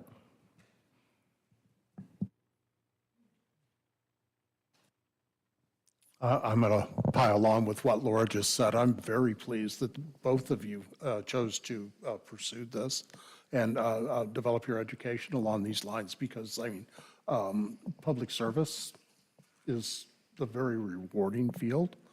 You get to help people, and I'm glad to see you guys stepping out in this way. Thank you.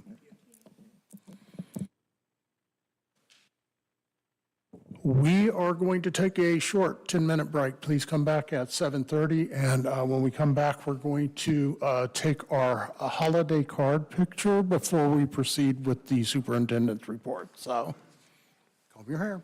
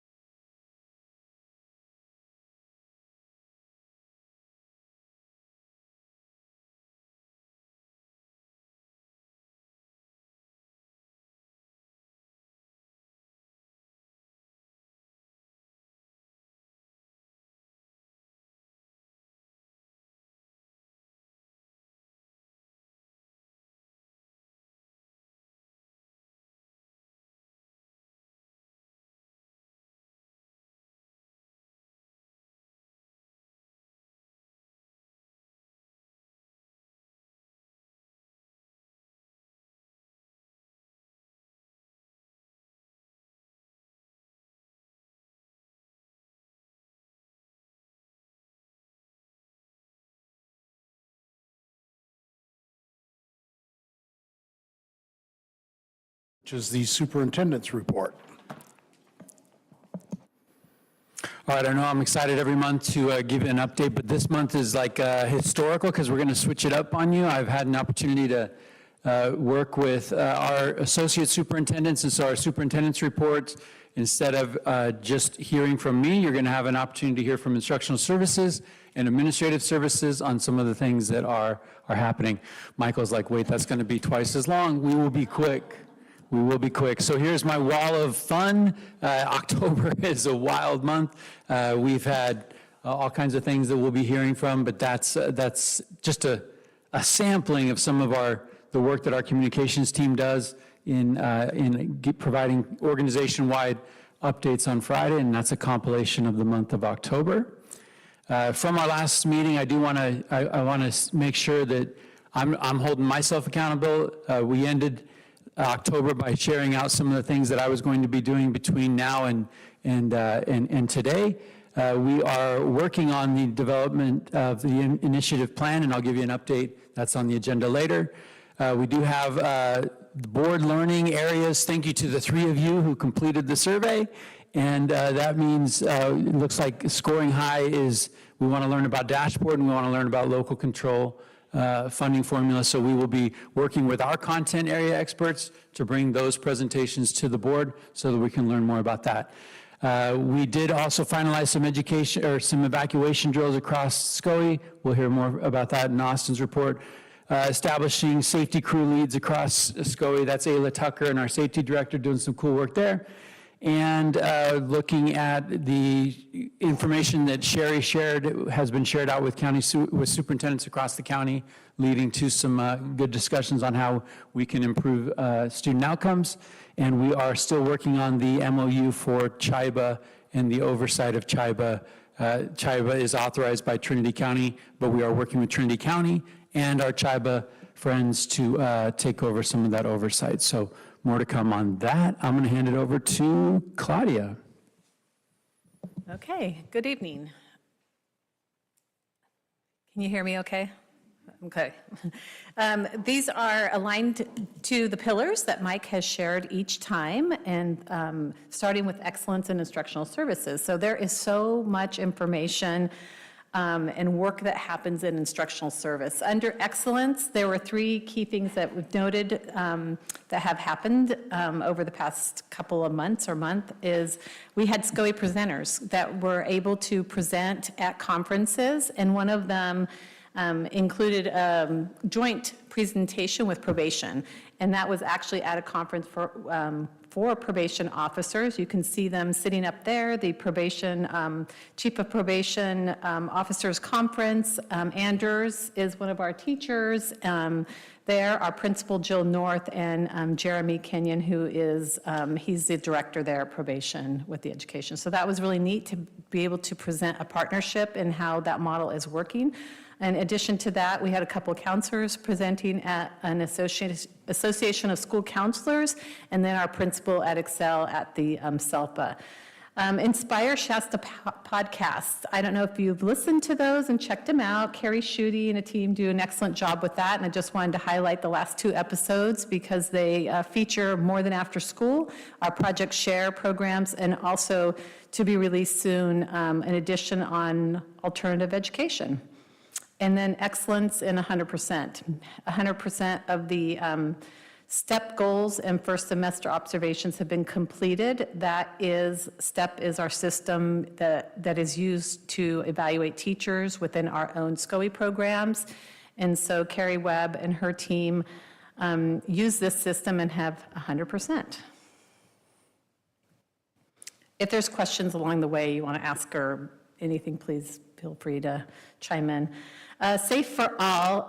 So we have, this is an area Austin's going to have a lot of highlights. I couldn't resist, though, putting a picture here of how our infants evacuate during a fire drill. So that picture below is, I happened to be at our early childhood services building, and there was a fire drill, and so the babies come out in the crib and with the folks holding them. So we are practicing drills in addition to other training across all of our departments in SCOE, so that has been great. In addition, we also host a Northern California School Health Connection, and that involves school nurses not only from Shasta County, but also Siskiyou and Tehama County, who come together once a month to network and join with health agencies and have many training sessions as well.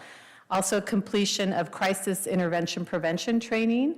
That training really emphasizes de-escalation, in addition to also in the event that one has to do a physical restraint, but that we've completed those trainings. And of course, you will hear a lot about substance use prevention, that initiative next month, because Jen will be here to share all the things with Rocky, what he has done that during that week, including a prevention summit, and then the art contest happening again this year with already 300 entries and 18 districts participating. Oops, wrong way. Okay, successful.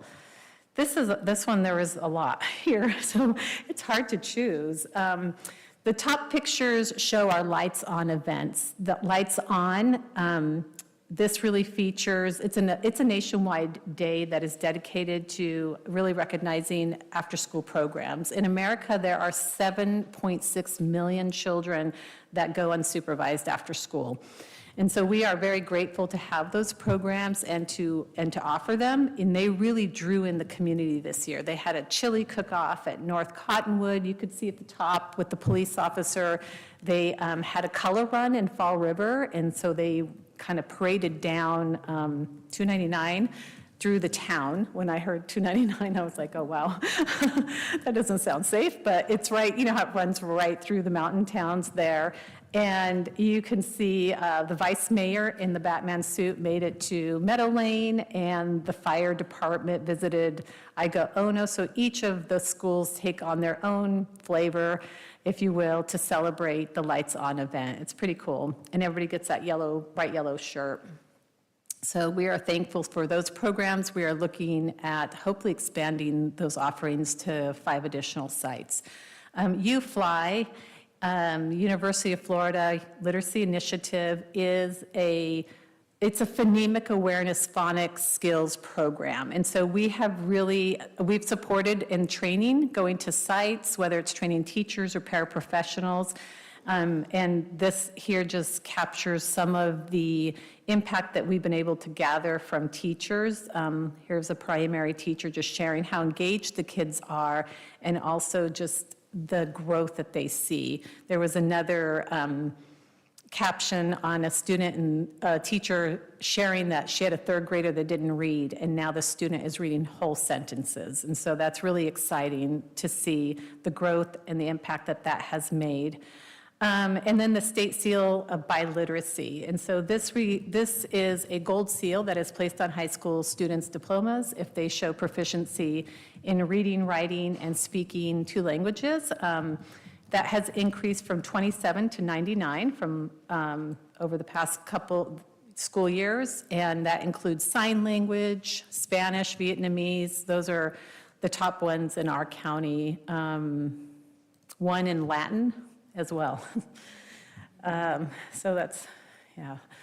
And then supported, in the area of supported, this is broken down into coordination and connections. And so the coordination work really emphasizes our work in preschools. We are expanding, adding a preschool that will be SCOE run at Millville, and then we'll be expanding at Gateway. They have also engaged in literacy training, and so Brandy Groves, who was here earlier as the preschool director of early childhood education, she was just sharing how much more education is going on around letters and letter names and sounds in the preschools. Reading Pals, that work continues, and Laura's been great at highlighting this with our literacy initiatives. 11 schools, over 70 volunteers, and there's a great picture there. You can see of a person who's become a reading pal and a volunteer. It was great. Carrie Schutte has done some write-ups for us in Enjoy magazine. The open house, we were able to recruit folks, including her own mom, who was very excited to become a reading pal when she left the open house and encouraged others. And so there's a training coming up December 9th. And then it was also a holiday celebration, and then there'll be another training on January 12th. So we'll continue to train volunteers and get them into schools. And then Imagination Library, over 2,100 have registered so far, so that's awesome.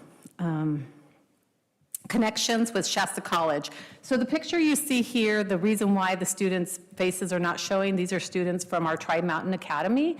And so we had, it was 6 or 7 students that attended a field trip at Shasta College. They were able to work with brake systems, with rotors, and do other hands-on things there. So Tri-Mountain Academy is our school, if you remember that at the juvenile court school that we have renamed. So that was exciting that the students were able to go there. We also are promoting parents and families to attend Shasta College. And so we have a person who is housed there that works, one of our connectors that works with the independent study that will spend time at Shasta College, but really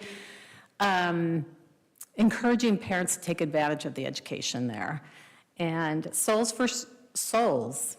That was a donation, as you may recall, over 1,000 pairs of shoes, and 300 pairs are out there on feet. So that's exciting that they're getting distributed to students. And then district visits. And so we wrapped up our district visits, as you know, and including visiting our 3 authorized charters. Some of the top themes there were academics, behavior, and admin support. And what was really exciting was we created a system where as we had a spreadsheet. So as I went out and visited, was able to plug in, hey, this person's interested in coaching. And Julia, for example, she was interested in after school and having someone look at her intervention system. So I just put it in this table. And then Lauren, who works in our ESS here in this department, would take it, and she was able to, okay, we can get somebody to contact this school. And so it was really exciting to see us create a system to be responsive to those needs there. And one of the things that evolved was multi-grade teaching. That was something that came across. If you can imagine, at our really small schools, there's one teacher that's teaching multiple grades. It's not combo teaching. They're very specific to say it's multi-grade teaching. And so in hearing that across some of our littles, we connected with somebody from the state, and now there will be, it's launching a statewide support for teaching multi-grade. So that was really exciting to make those connections. Yeah. So stay tuned. Always, there's a lot of work and all our departments that we do across our organization, and it's always fun to share and celebrate and show pictures. Are there any questions? Did you have time to sleep? Well, details.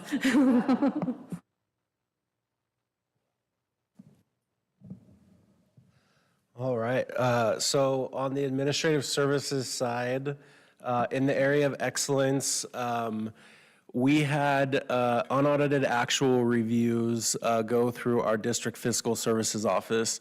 And so I just want to be able to highlight and call out that team for the incredible amount of work that it takes to complete those unaudited actual reviews. And so essentially, our district fiscal services team is looking at all of the financial statements for every district, every charter, our ROP, as well as joint power authority in the county. So 37 separate entities, they're looking through all of their financial statements, and they have a short period of time of when they need to get that turnaround done, because they're due to us by September 15th, and then we have to have them reviewed to the state by October 15th. And so it really creates this time crunch. And so in those reports, they're looking at making sure that they're all properly formatted within the California School Accounting Manual guidelines before they go to CDE.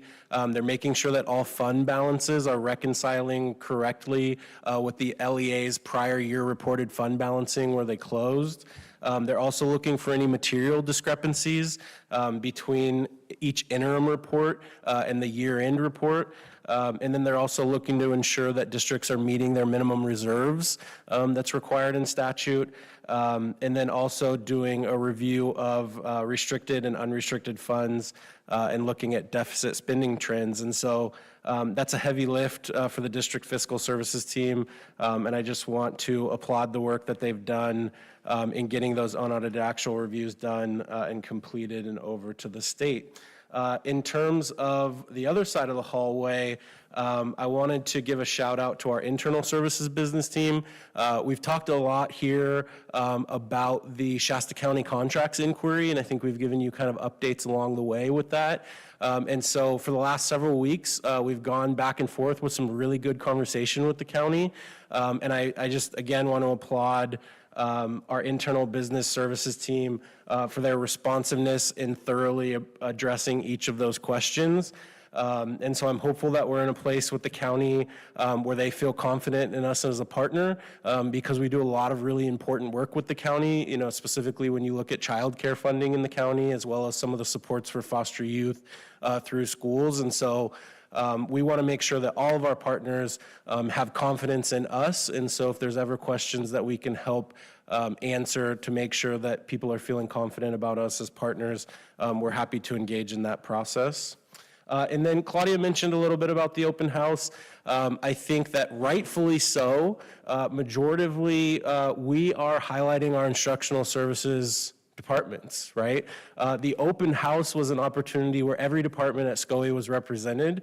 And so it was really cool to be able to see the administrative services staff be able to man those booths and talk about the work and the passion that they do and the really important contributions that they're making behind the scenes to support instructional services and all of the educational practices that are going on across Shasta County.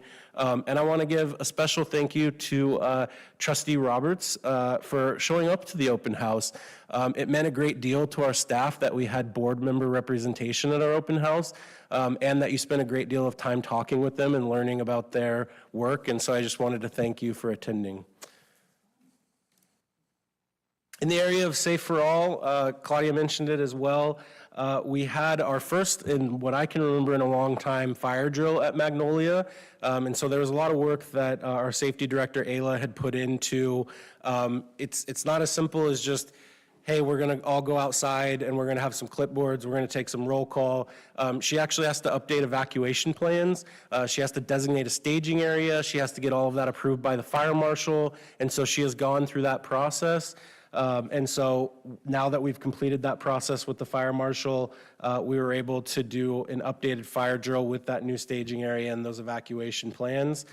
We've talked a little bit here about a school building numbering and mapping system countywide that would kind of help law enforcement have a uniform system that schools in Shasta County approach how we are numbering and mapping all of our classrooms and our campuses so that it will be easier for law enforcement to be able to come onto campus and know exactly where they're going in the event that they need to do that.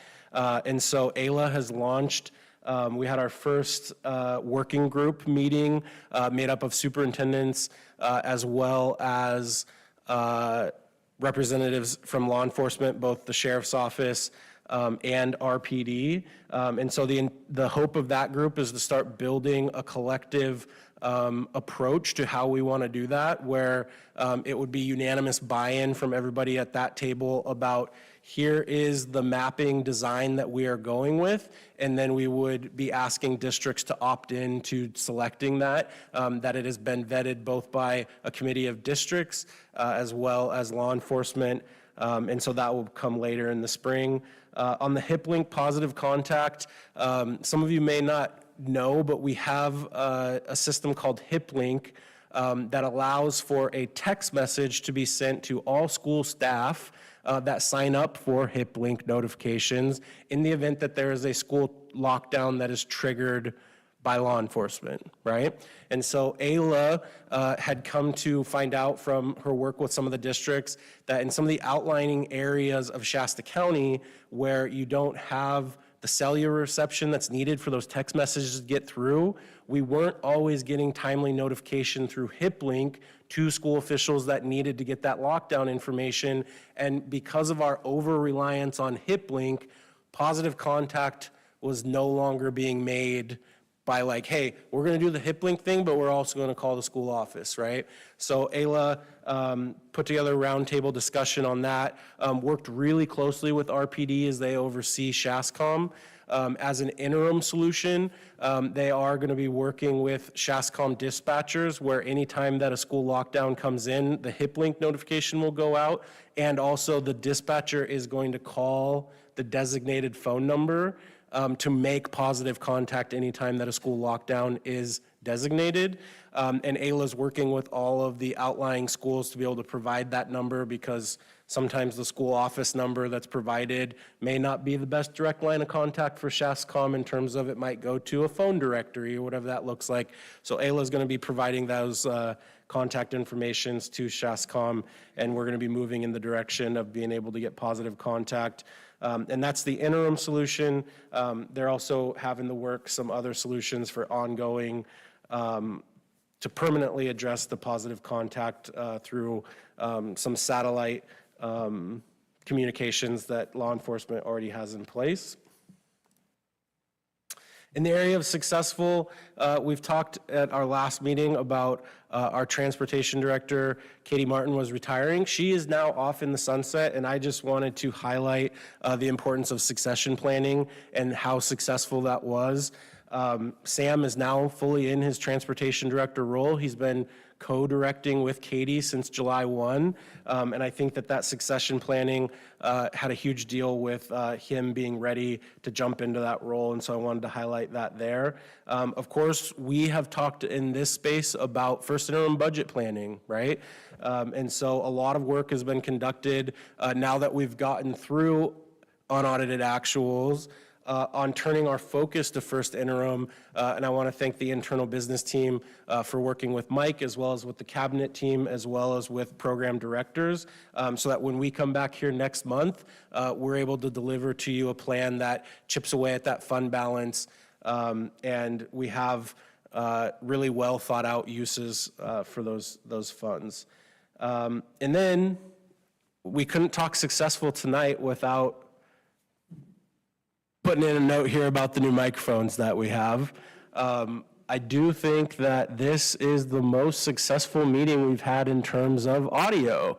And so, James, thank you so much to you and your team. I know this has been a long time coming. We've been talking about this here for months. We need to get new microphones. We can't hear. We now have new mics. Sounds like the recordings are also capturing the audio crystal clear now. And so hopefully this will address our audio problems moving forward. In the area of supported, last spring we had got some feedback from superintendents in the area of like, where can the county office do more to support districts? And one of the things that they asked for was more support in the area of legislation, right? And the wall of legislation that particularly small school districts are feeling. And so one of the things that we did in response to that was we now have twice a year, we have representatives from Senator Dawley and Assemblyperson Hadwick's office coming to our Chief School Administrators meeting. And so we had our first meeting with those two offices at the October CSA meeting. And so it was a really great opportunity for the representatives to be able to talk with superintendents about like what legislation is really impacting your school campuses, and then to be able to engage in a dialogue back and forth about what the strategies are in Sacramento to be able to help address some of those things.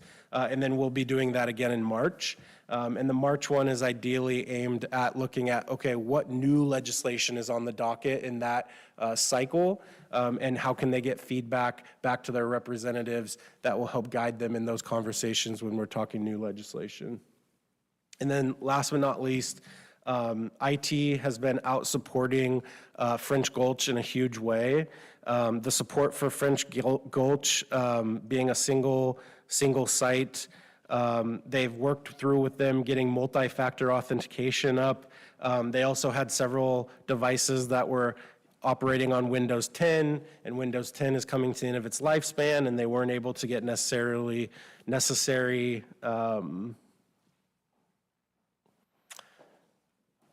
they needed they needed to get security updates for Windows 10, and they weren't able to get those done, and so IT helped them with that, as well as with some licensing for some of their network. So a thank you to IT for the work that took place at French Gulch.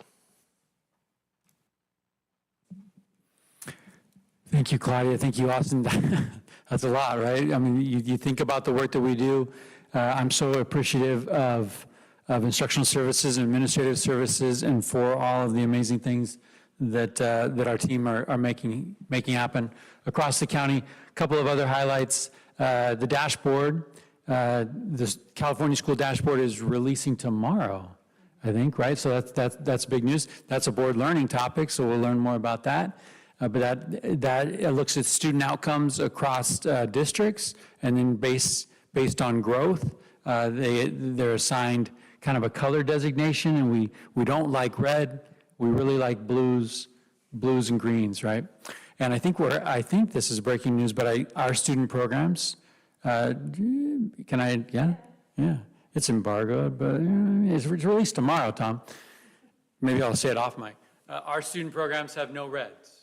So there's that. First interim budget, Austin spoke to that, but I can't say enough to our team making that happen. And I'm excited about the conversation we'll have in our December budget study session.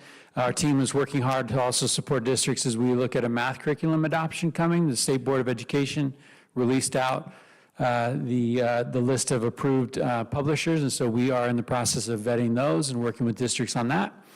We're excited to announce that there has been progress on the Mountain Union Whitmore feasibility study. So that will be, I'm so glad that we landed on the 10th, because Christy White, our consultant, and our legal counsel will be present on the 10th to be able to answer any questions as we get ready for that decision. Ideally, we are making that decision on the 10th after we've had an opportunity to review that report. A to G, this is huge. I just want to say this, right? We've actually had representatives in the American Indian Advisory tell us stories about their tribe name not even being discussed when they were kids.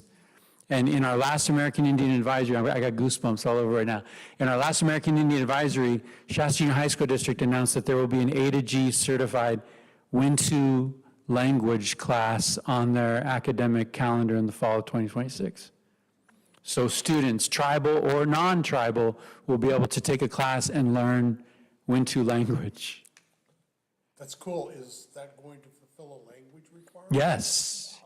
Yes. Careful when you call it, I think we call it world languages now. We don't call it foreign language, because if I'm a member of the Wintu tribe, that is not a foreign language, right? I'm learning. But that was history in the making, and it was a really cool thing to be a part of. So that is my report, President Brown. On to other things to make happen. Questions from the board? No reds.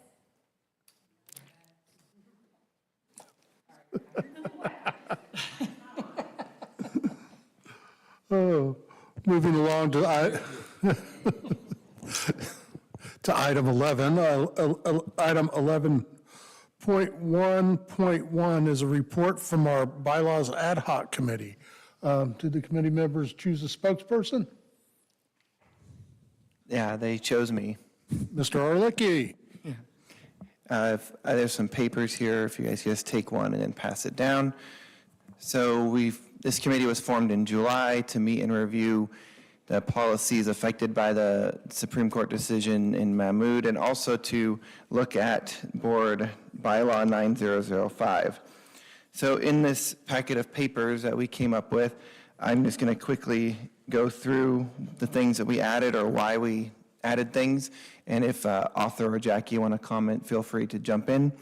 The first thing that we included under Board Policy 5020 would be a exhibit of a parent opt-out notice, and it lists out several things that parents would be allowed to opt out of. And this would be sent home with the child for the parents to check which things they wanted to opt out of. I'm not going to read them all to you because you guys can see it. The next thing that we did was we revised Board Bylaw 9005. We took out some things that were redundant or, yep, do you have a question? Actually, I'm in the hopper if you want. Okay, cool. Actually, to help out with this, we've actually taken, if it's existing policy, we've actually taken and redlined the changes that the policy committee has made so that you can look at one document that shows language that has been added or strike through. So I'll go ahead and pass that along. That might help with Michael's reflections on what's Yeah, I changed. think ours has strike throughs as well, but we can. Oh, okay. But we can do that. And there is red on here too. Is that the same? I had a stack of papers under my thing when I got here, so is that given by you? Yours is a copy of what you sent. Okay. And then this actually has the CSBA policies and maybe where you made. Oh, okay, okay. So on the Mahmoud Taylor's, CSBA provided some policy update recommendations, and so we're just taking the recommendations from our ad hoc subcommittee and putting that in comparison to what came out of CSBA. Okay, so anyway, on 9005, there's some strike-throughs here because we felt that some of the language was redundant or unnecessary, like the not being able to eat food that's not provided. I really don't want to eat cookies all night. So we took that out, and so people can bring snacks. I think that's just, all right, that was 9005. We also are proposing adding two other board policies, which would be one on controversial issues and one on, where is it? Recognition of religious beliefs and customs. Those are two new policies that we are recommending adding that were part of the CSBA email that we all received earlier in the summer. There are some on 6145, the superintendent's policy and the board policy. We're proposing adding a clause that just reads, parents, guardians shall receive prior notice of instruction or activities that may substantially burden their securely held religious beliefs and may request in writing that their student be excused from that portion of instruction. No penalty or stigma shall result from such excusal. And we're also adding that to 6184. And then the final one that we looked at was Board Policy 6142.3, which we added some ed code language in there. It's about civics education, and we cleaned up some of the language, just correcting some things in there that we felt we needed to have. So I know that was a lot to say really quickly, but if there's any questions or comments, and I know this is just discussion, so we're not taking action on this tonight. So in next month when we do, we can amend or things like that when it comes time for that.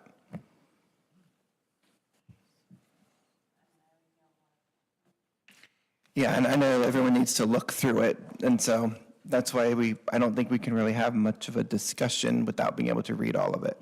I apologize, I was reading, so I didn't see whose hand went up first. Laura?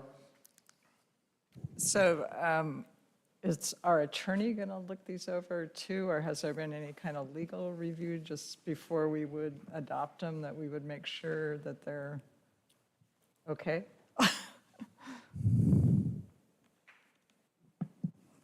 If the board wants to frame a request for us to look at all of it or some of it, we'd be happy to. We can give you some comments and if there's any suggested edits. Michael's nodding, so I'll take that as a yes. Thank you. Yeah. Sorry, Board President, I did not request to speak. Thank you, Tom.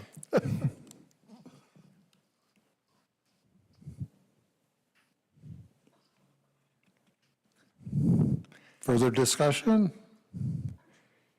Okay, Jackie?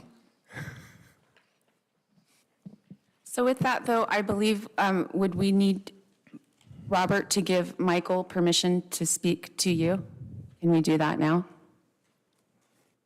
Thank you, Jackie. You are actually describing the proper procedure. Michael, you have permission to talk to Tom. Thank you.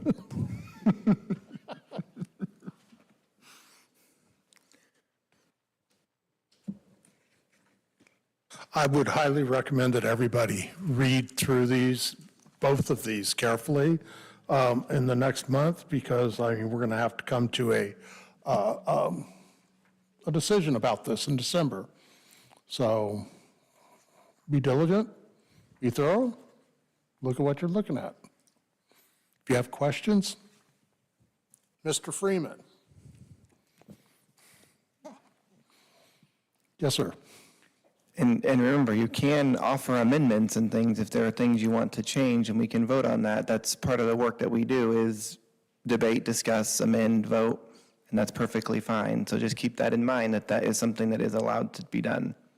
Okay, just be careful not to create serial meetings. I know you're on that, so. Yeah. I mean, at the meeting, not during the monthly, yes.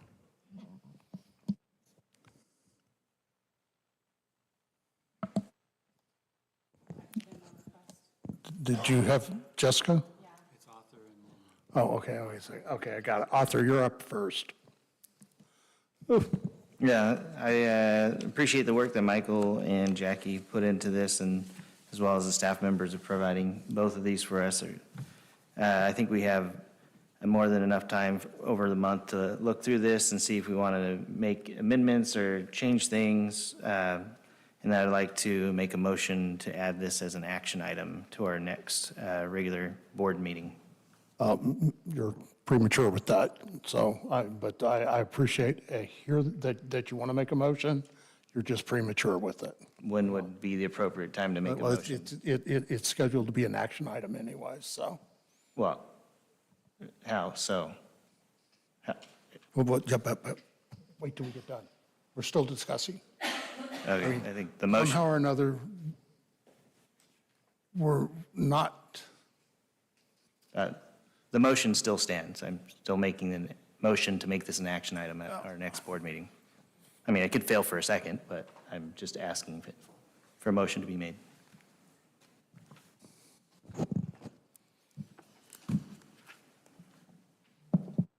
More discussion?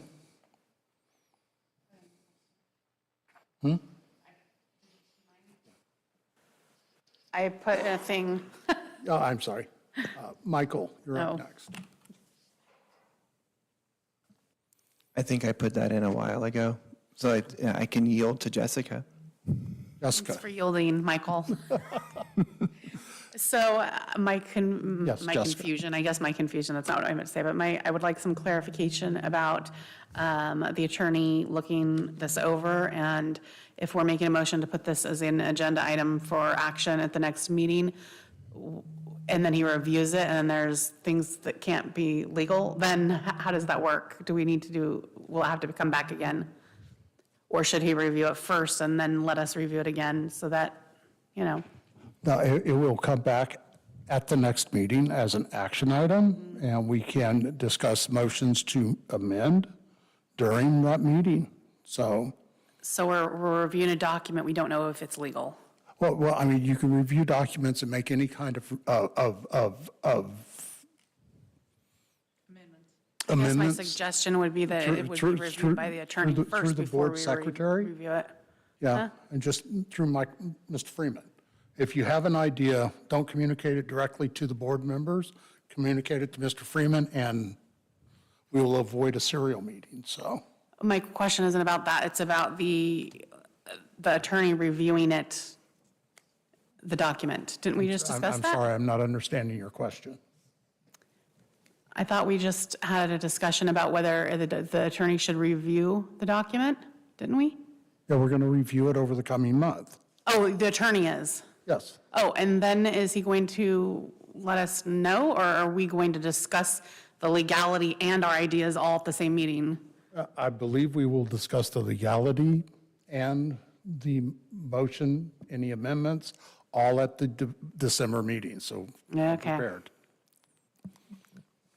Thank you. Yes, sir. I yield to him.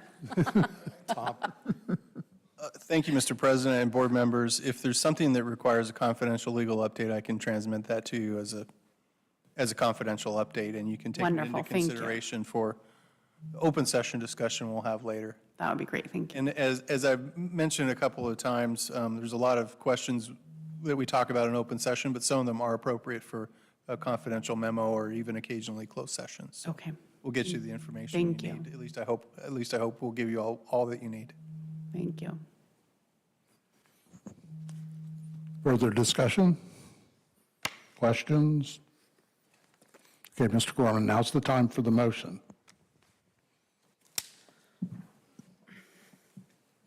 I'll make a motion to add the ad hoc committee's proposal to the next regular scheduled board meeting. And a second? I'll second. It's been moved and seconded that we add the proposal to the December agenda as an action item. Discussion? Action item discussion. Seeing none, we will do a roll call vote. Abby? Aye. Jacob? Aye. Arthur? Aye. Jessica? Aye. Jackie? Aye. Laura? Aye. Michael? Aye. Teresa? Aye. And I will affirm as well, so. December's going to be a very long meeting, everybody, come prepared.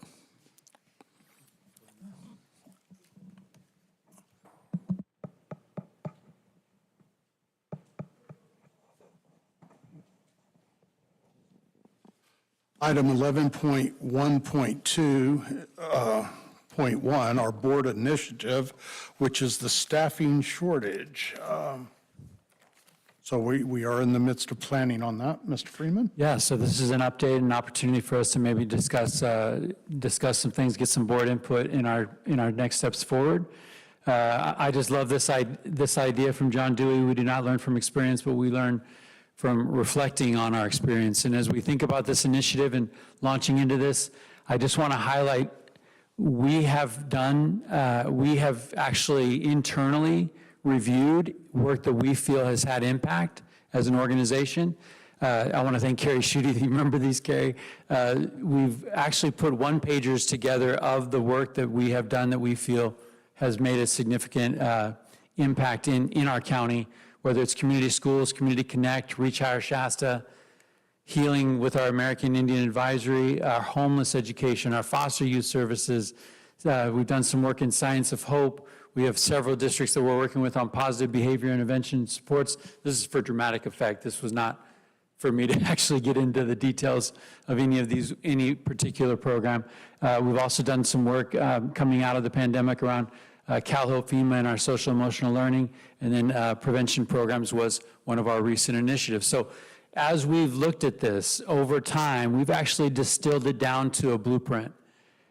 And this blueprint is what we believe is kind of the recipe for doing work that has an impact.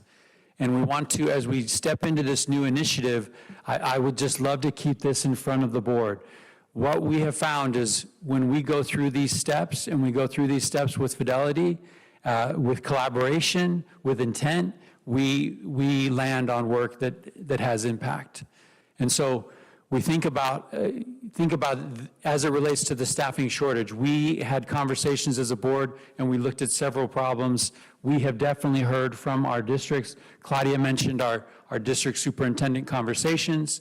We know that there's a staff shortage problem, classified, certificated, across, whether it's small, whether it's big districts, everybody is feeling the pinch of staff shortage, so we're going to check that. We move on to learning about the problem. We look at best practices. We start with a pilot or a small group, and then we determine how to scale that up. And that's kind of that's the story behind all of those programs that I just shared on the previous slide, right? We've actually we've looked at how this work has had the impact, and we basically developed a recipe so that moving forward, we can make sure that we're doing work that's going to have that same impact. So as we think about staff shortage, I want to apply, it's not a presentation without an Einstein quote, right? So like, if I had an hour to solve a problem, I'm going to spend 55 minutes learning about the problem, and then I'm going to jump in and I'm going to work on a solution. And so I don't want to be hasty in rushing to a proposal of an initiative, of a plan to attack staffing shortage. I want to make sure that that we as a team are looking at this from several different angles so that we can actually do work that has an impact. So as it relates to learning about the problem, what we're currently looking at is that it's starting to coalesce around 3 lanes, right? Attracting, retaining, and supporting. So right now we are in the process of conducting a comprehensive needs assessment. So that's everything from analyzing local HR data, surveying districts to identify what are those high need areas so that we might be able to exert some unified effort in a focused way. When we think about the collaborative partnerships that are going to be required, we are either long-established relationships with these partners or we are having conversations. Like, for example, Chamber of Commerce, we are now a member of Chamber of Commerce. That put myself and Donnell Evans in a mixer last week, 2 weeks ago, where we had a room full of accounting interns. Right, so that is putting us in places where we can address staffing shortage. Shasta College, Simpson, CSU Chico, we have other higher education institutions. We're establishing relationships with our Smart Workforce Center. So we're trying to look at like where are the relationships needed, where are we strong, and what can we do to develop new relationships where it matters. So currently, check this out. We are having internal conversations because it's like I want to buy a white car and all I see are white cars, right? When you talk about staff shortage, we start to see work that we are currently doing in this area and the impact that it is having. And so part of our plan will be take that work, grow it, grow the good, throw gas on it, 10x where we're seeing some progress. So assessing current programming and partnerships with these partners. I think I've shared the Teach Shasta website that's on our website, basically that shows pathways, right? If I'm interested in a classified position, if I'm interested in a certificated position, am I a college student? Am I currently a school employee like a paraprofessional and I want to go in the classroom? I love Mr. French being here. Mr. French's story about I'm substitute custodian and teachers start saying, hey, you should teach, right? And so I think that was a powerful spontaneous example of what we're trying to do. So check these numbers out. We had 0 people in a grow our own program classified to certificated grant world in April. We are now currently at 52 people that are looking at a bachelor's degree. Granted, we are looking at certificated and classified in the staff shortage, so this might be intensive certificated, but the work needs to be balanced as far as classified and certificated because the staffing shortage is universal. It's across the board. Whether Cole Rumford is looking for maintenance and operations, whether Lindsay's looking for internal business and accounting, James is looking for IT, everybody, bus drivers. Currently eligible and taking courses, we are 21 attending. We have in Shasta County, we have a bachelor degree problem. We are 13 percentage points below the state average for bachelor's degrees in this county. So programs like REACH, here's a cool, Sacramento State's about to come online with this work, but just an example of our partnership with REACH University. REACH University, out of pocket for a total of $3,000, someone can walk away with a bachelor's degree, right? So like, if you're looking at, maybe I'm a paraprofessional, I'm an instructional aide, or I'm a yard duty supervisor for a district, you can enter into the REACH University program and for a reduced cost come out with a bachelor's degree, which helps us address some of that staffing shortage.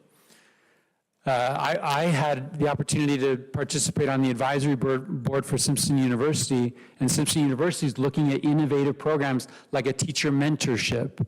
Right? Everybody knows one of the challenges with teachers is you got to student teach, and student teach isn't paid. So you got to take it, You got to leave your profession and you have to jump into a student-teacher program, and you are forfeiting earnings. They're looking at, Simpson University is, and I don't know, this is linked when you get the slide deck, but I don't know if this is like public, but I grabbed it from the breakfast and was like, I'm going to share it with the board because this is relevant to the conversations that we're having. But you would be hired as a student teacher and a paraprofessional in the district. Part of your week would be spent in the classroom. Part of your week would be spent as a paraprofessional outside of the classroom. So you are earning money. You are contracted for a year. And as you evolve in your teaching expertise, in your teaching experience in the classroom, you're eventually becoming the opportunity of going from a mentor with a classroom teacher to co-teaching to solo teaching. And the whole time you are working with kids in a district, and so they get to know you, you get to know them. So it's a very promising thing as far as addressing the unpaid student teacher aspect of things. The other drastic example, if I'm not a student teacher, right now the only option is I'm an intern, which means I have no experience teaching and I'm in the classroom and I have kids coming at me all day long and I have no idea what I'm doing. Like maybe I can speak from experience, like circa 2000 Foothill High School, Mike Freeman maybe wasn't the best Spanish teacher in the world because I had 7 periods, no prep, 210 kids coming at me, and there was no relief. There was no support. I was crying to work. I was crying home, and I don't know if anybody was learning Spanish, right? But eventually we had a good time, and we got through it. But it isn't something that we need to get through, right? If we're talking about a staff shortage, rule number 1 is retain who we have. And if the new teachers aren't feeling support, we're going to lose new teachers. If veteran teachers aren't feeling support, they're going to say, peace out, like this is too hard. So props to Simpson University and for this type of thinking, right? They were able to get feedback from us. A room full of superintendents, our own student programs was there, and I think we were able to provide some feedback to help this program in the development of their plans. Other things, like Claudia and I are kind of lit up talking about this idea of teacher residency or academies, where districts in Shasta County could hire a new teacher, and in the onboarding, they could slide a piece of paper across and say, we're partnering with Shasta County Office of Education, and here is your first year teacher support for new teachers. And it has the plan. They can have everything calendared, and we are in partnership, not necessarily us doing it, we have amazing people that you've met. Districts have amazing people. How can we provide the support for new teachers in a comprehensive way? And when we're looking at actions and services and budgets as part of this initiative, we can provide stipends for incentive and completion. Right? You can say, cool, first module is going to be on classroom setup and systems and routines that are going to help you manage student behavior. You complete that successfully, cool, here's a stipend. Right? So those are some of the innovative, and it's anchored in research-based. This isn't just like the world according to Mike Freeman or Claudia Sylvester. It's a cool world. That's a cool world, but, right, research-based. The Art and Science of Teaching by Bob Marzano, Doug Reeves, like there's researchers out there that are tried and true, and I think going back to that as a foundation. And then the beautiful thing about a model like this, it's a cohort model.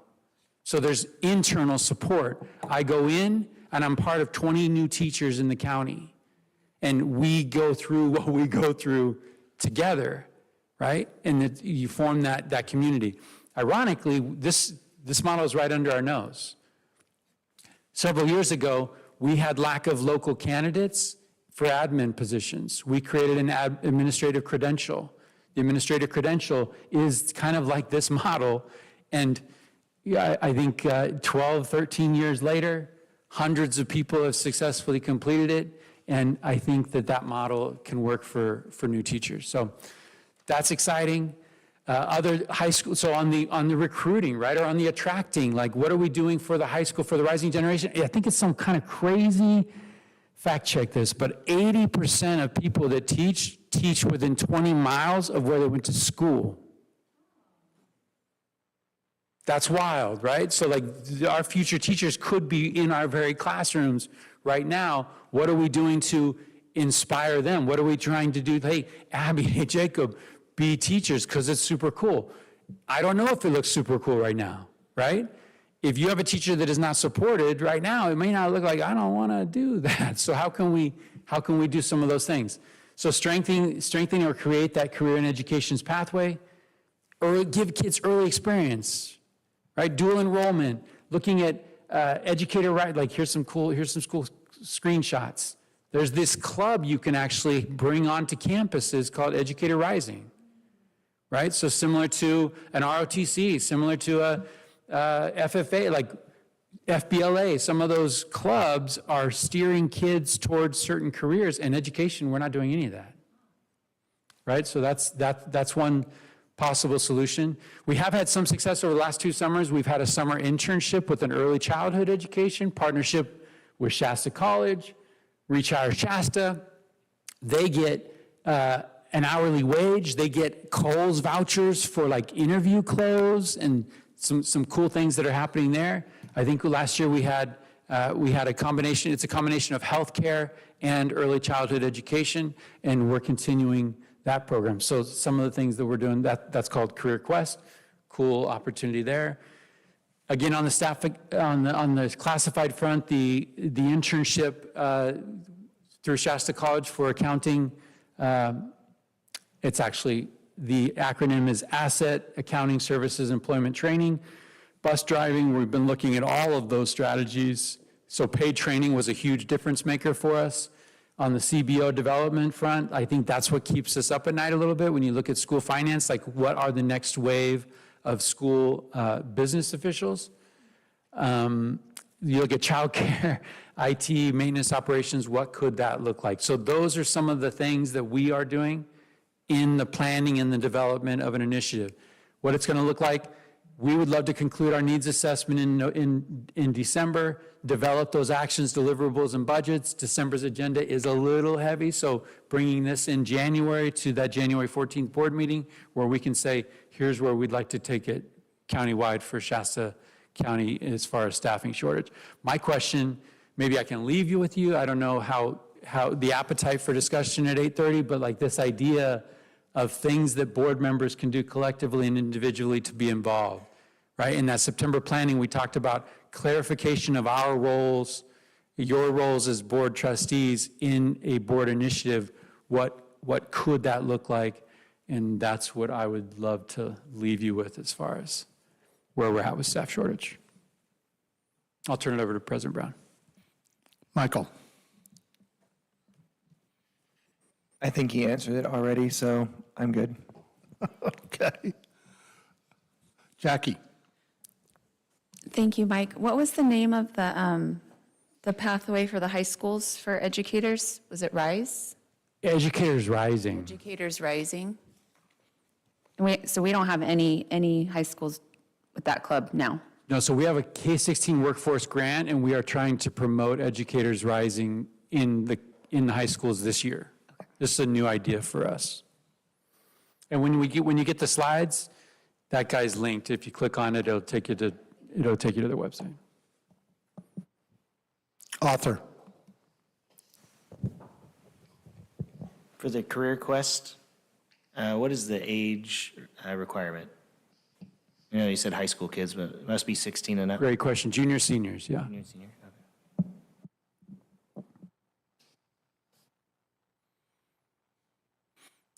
I have a question for the board members. Is there anyone who's thinking that they would like to take the lead on a committee on the staffing shortage? You don't have to answer right now, just think about it.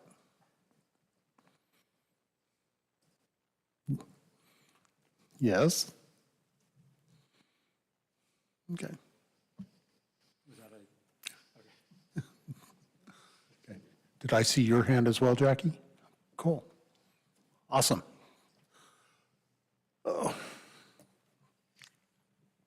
Can I reach out to the two of you as we are developing that plan, and we can maybe just have a think tank session on, are we heading in the right direction? Cool. Item 11.1.3, board reports, correspondence, comments. Does anybody have a report? Okay, well, Laura's name came up first. Yeah, I was just going to report, kind of following up on what Claudia said about Reading Pals. I'm doing that again at Meadow Lane and really enjoying reading with the kids, but also just these conversations that I have with the kids. And this one little boy, he's in second grade, and he is so curious. He has so many things to talk about, and we have all these great conversations. And then the other day, the teacher who oversees the program down there, she was telling me, because she's a kindergarten teacher, so lots of times these kids in the program, they're second and third graders, but she knows most of these kids because a lot of them were in her kindergarten class. And she said, well, that little boy, when he was in kindergarten, he had a speech impediment, and I can still hear it a bit. And she said he just didn't talk at all. He hardly talked at all during kindergarten. So now she's seeing him just come in, and I think he's making up for lost time. I guess he has all these conversations. But anyway, it's just, I know the program is about the kids, but I'm getting a lot out of it too. And I got to be part of the Enjoy magazine interview. There were several of us that were part of that interview, and I thank Holly King for kind of putting that all together. And the article is supposed to come out in the December issue, which would be in a couple weeks.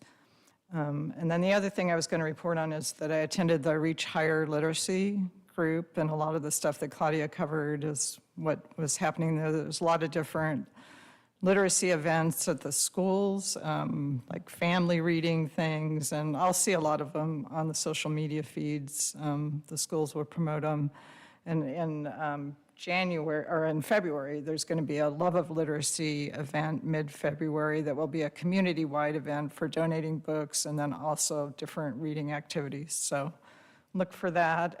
Right now, Reading Reads with RABA is having book donations. So if you want a place to donate books, you can donate them to RABA, and they give the books to people coming onto the bus. You can read a book while you're taking a ride on the bus. And yeah, I think that's it. Thank you, Laura. Michael. Debbie Comenti at the YMCA wanted to invite board members to come and tour their after-school program at the YMCA. They are really happy with how that's going. So she asked me to just communicate that as an invitation to board members to come tour that. Thank you. Jackie. So as your ACCBE rep, I went to my first ACCBE board rep meeting. It was on Zoom last month, and that was good. I just love BINA. They're working so hard. One suggestion that I made, or actually kind of an open-ended question, was about the number of emails that we get from them. As your board rep, it's hard to go through that. They do send out a lot, but I love it. There's a lot of good stuff. So they are actually now doing just one Cliff Note version for the board reps to be able to report on. So they're going to kind of condense all the myriad of emails. So I'll just have one to report on. So that's nice. I'm really excited about the legislative work that they're doing. They're looking for people to be representatives for them on that work, so I'm thinking about doing that. Some upcoming trainings that I'm going to, I'm excited about, is a deep dive on court and community schools and charter renewals and appeals, so just understanding those better and hopefully being able to help our board grow in that. So thank you. Thank you, Jackie. I'd just like to comment on the ACCBE point.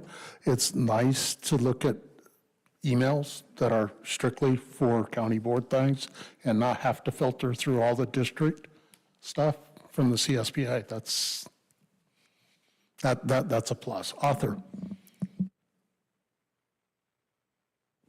Thank you. I was able to talk to a couple people up and down the state about at-risk youth in high schools building tiny homes. And so I talked to this group, and then they were in Fresno, and I said, would you mind contacting the County Office of Education?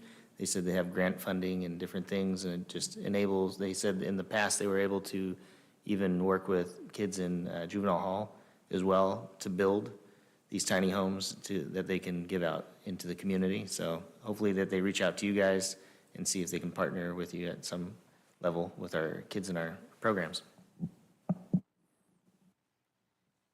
Thank you, Arthur. Teresa? I just wanted to thank you for that open house. That was actually a lot of fun. I spent a lot more time there than I thought I was going to. So, and then I wound up catching up with probably 7 people that I'd known for years, not realizing that they were actually Muskogee. So that was a lot of fun. And Arthur, were you talking to the person for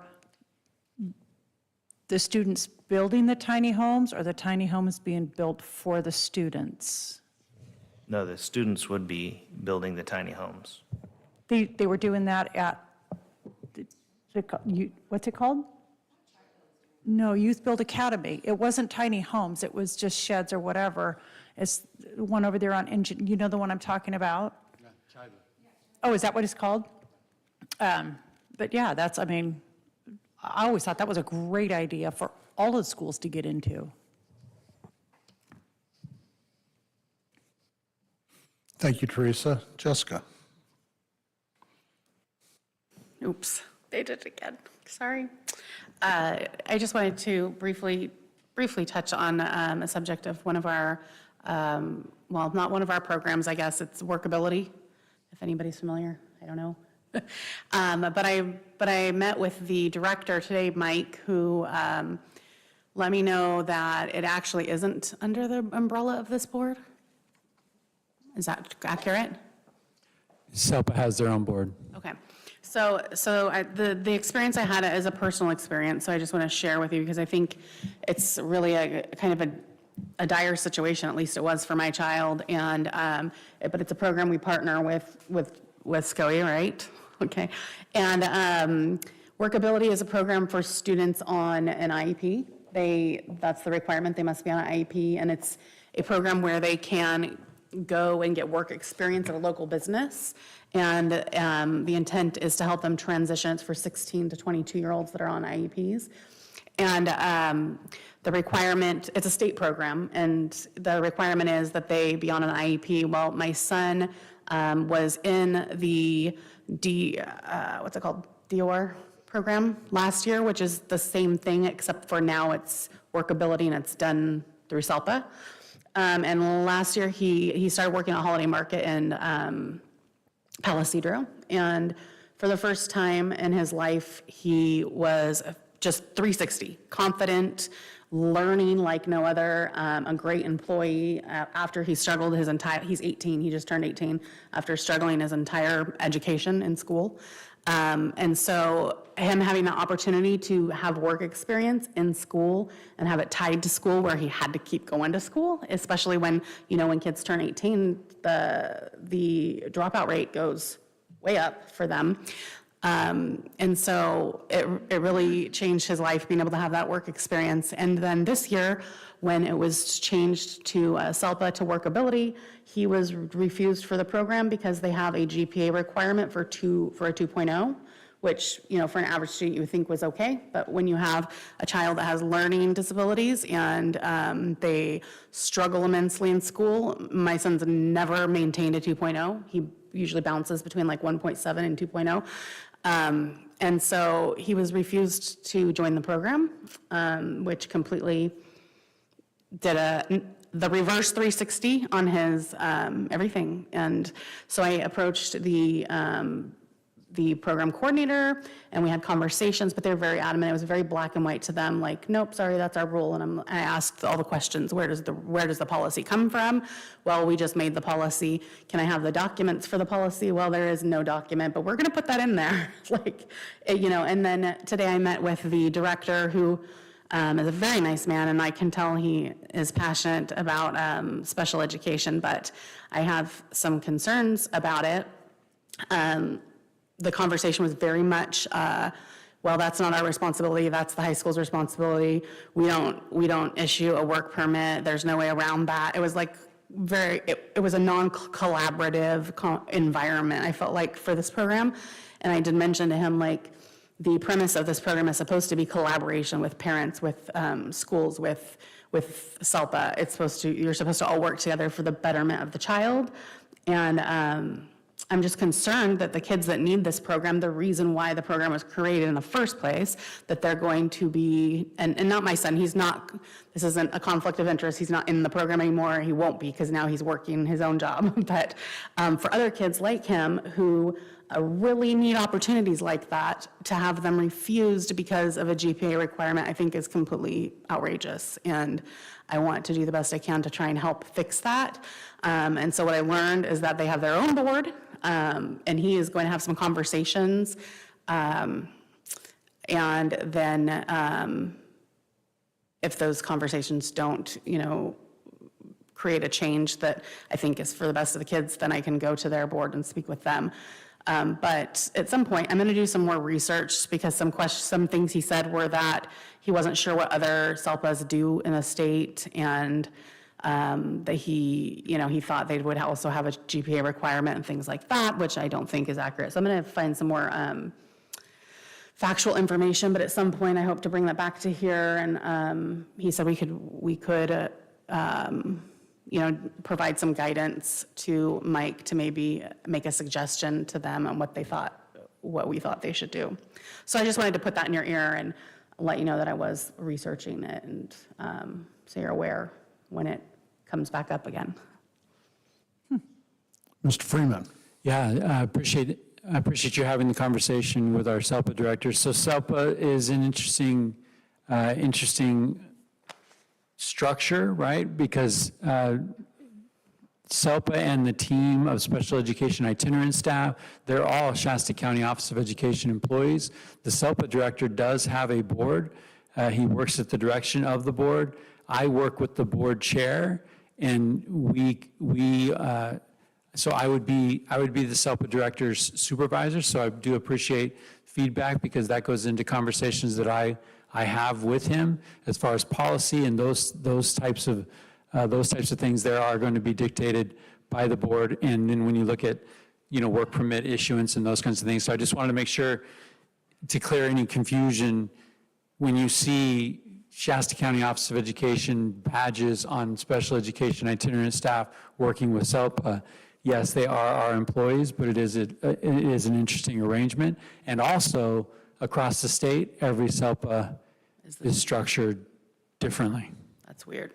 What is really weird, especially when you look at, you think about our students with disabilities data that Sherry shared, and like how difficult it is to improve outcomes for students across the state of California. That particular student group has a totally different structure across the 58 counties. Hang on. Teresa, do you mind if I jump in before I call on you? Do I mind? Thank you. I'd just like to ask some questions because I've been dealing with special education for a long time. And when it comes to a special needs child, GPA isn't as important as building confidence.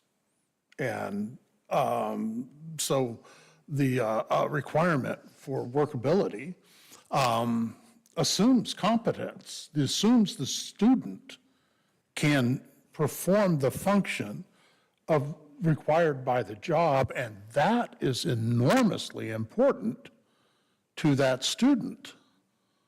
Okay? I mean, if you're assuming that a kid can't do something, they will pick up on that.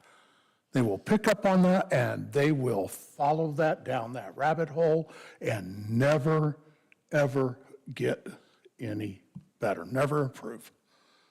But if you assume they're confident, if you assume that they can do the job, if you let them show you what they can accomplish, then they can move mountains. They're amazing people. So, I mean, we call them special needs children. Well, one of those special needs is for us to give them the support that they need in the moment, which means believing in them, believing that they can do the job. And that seems to be missing from the report we just received from Jessica. So, I'm sorry. Teresa, you're next. Are the wages for this, is that through the state or does, okay, so the The business doesn't pay the wages. No. I think all kids should have to work at the age of 15 or 16. It's great work ethic. What? Austin. You sure? Author. Yeah, I was just looking online to see what the California state requirement to work is, and it does say maintain a minimum of GPA of 2.0 from the prior semester, pass all current enrolled classes, have no excess absences, make adequate progress towards graduation, and minors 16 to 18 who are not in high school must enroll in. Yeah, but it does say minimum GPA or a passing grade. So, I mean, if the school was amicable to get rid of GPA and just say the student is passing their class, then they potentially could still work, right? Because it says or passing, so. Can I just raise a point of order real quick? Like, this is a comment section, not really discussion on anything. So it seems like we're just veering out of the lane of what this is meant to be. Jessica. Are we veering? You're up next. I'm scared. Are we veering? I'm sorry? I said, are we veering? He made a point of order. Don't we have to make a judgment of that? No, I was asking, So Michael brought up a point of order, so are we veering off of the agenda item? the agenda item is board reports. Report, not discussion. Well, it's,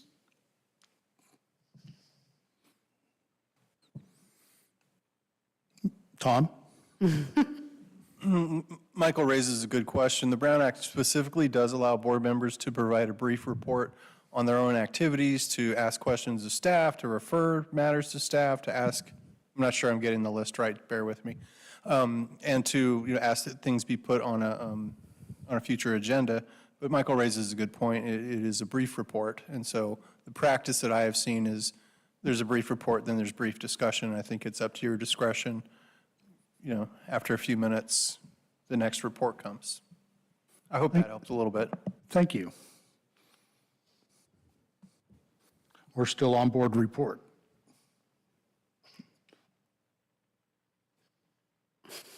Jessica, did you have something else to add? No, that's okay. Okay. I'll be done. Any other board reports? We'll move on to item 12, which is reminders of upcoming events. On tomorrow, November 13th, at 3:30 to 5 p.m., there will be a virtual meeting of the American Indian Advisory Education Series featuring Judge Abby Avenatti. November 17th, 6 to 8 p.m. here in the Ensberg Drive facility will be the ethics training for board members. November 21st, from 9 to 2 at the Shasta District Fair and Events Center in Anderson will be what? I didn't put it STEM career. Thank you. STEM Career Day. December 3 to 5th, the CSBA Annual Educational Conference in Sacramento. How many board members are still going? Yay, I'm glad you're all going. I'm sorry I can't join you. I have I have to be in San Francisco for some medical testing, so. Thank you. And bring me back some pins with, you know which ones I want. I'm over there. Yes, Mike? A couple of notes on the reminders. So the conference itinerary is included in your folder, so thank you, Carmen, for that. You should have received an email from CSBA with the link to the conference schedule app. And on the ethics, we are up against a 12/31 deadline. 12/31 deadline, elected officials, school board included for ethics, the Keenan videos or the training. That's how we meet that requirement or deadline. And so Tom would love to hang out with you Monday. right? Or do the Keenan videos, but we want to make sure that we have that requirement done by the end of December.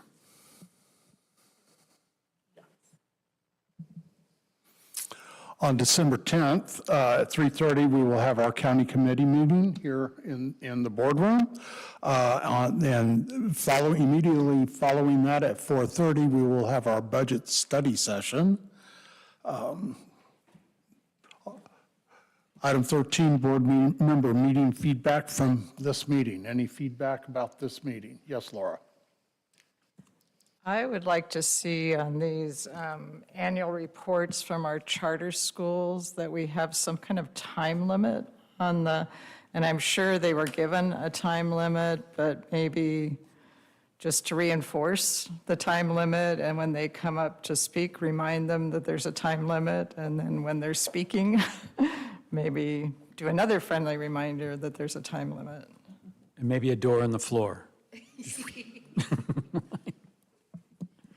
I get a trap door? Yes, good feedback. Any other feedback from this meeting?